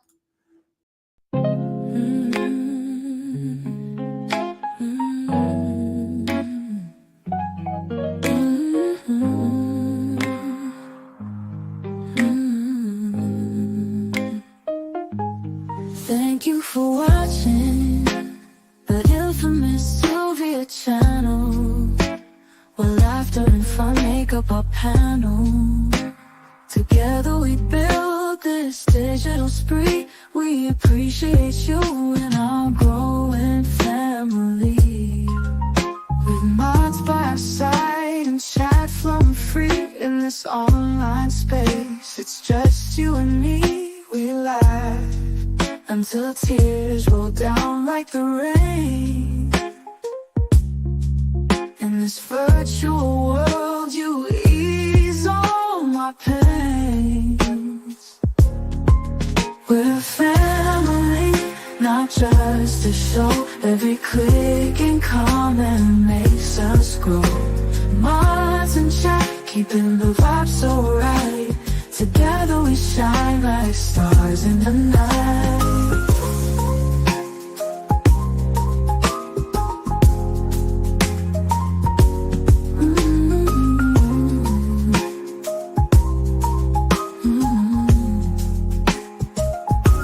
We cherish the moments, the highs and lows, from the latest gossip to stories untold. You're more than a viewer, you're part of the crew in this space of ours. It's all because of you. This digital world where emotion is shared, every post and reaction showing we care. The love is real in this virtual domain. With every sign, enjoys what we'll gain. We're a family, not just a show. Every click and comment makes us grow. Minds in check, keeping the vibe so right. Together we shine like stars in the night. We're a family, not just a show. Every click and comment makes us grow. Minds in check, keeping the vibe so right. Together we shine like stars in the night.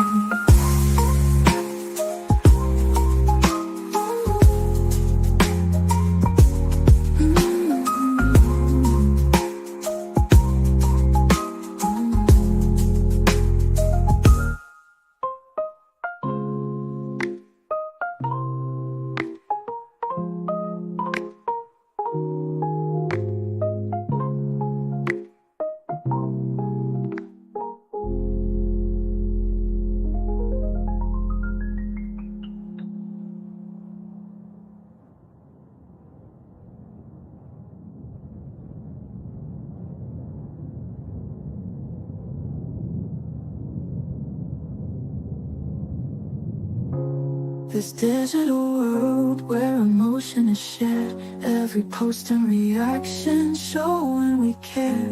The love is real in this virtual domain. With every sign, enjoys what we'll gain. We're a family, not just a show. Every click and comment makes us grow. Minds in check, keeping the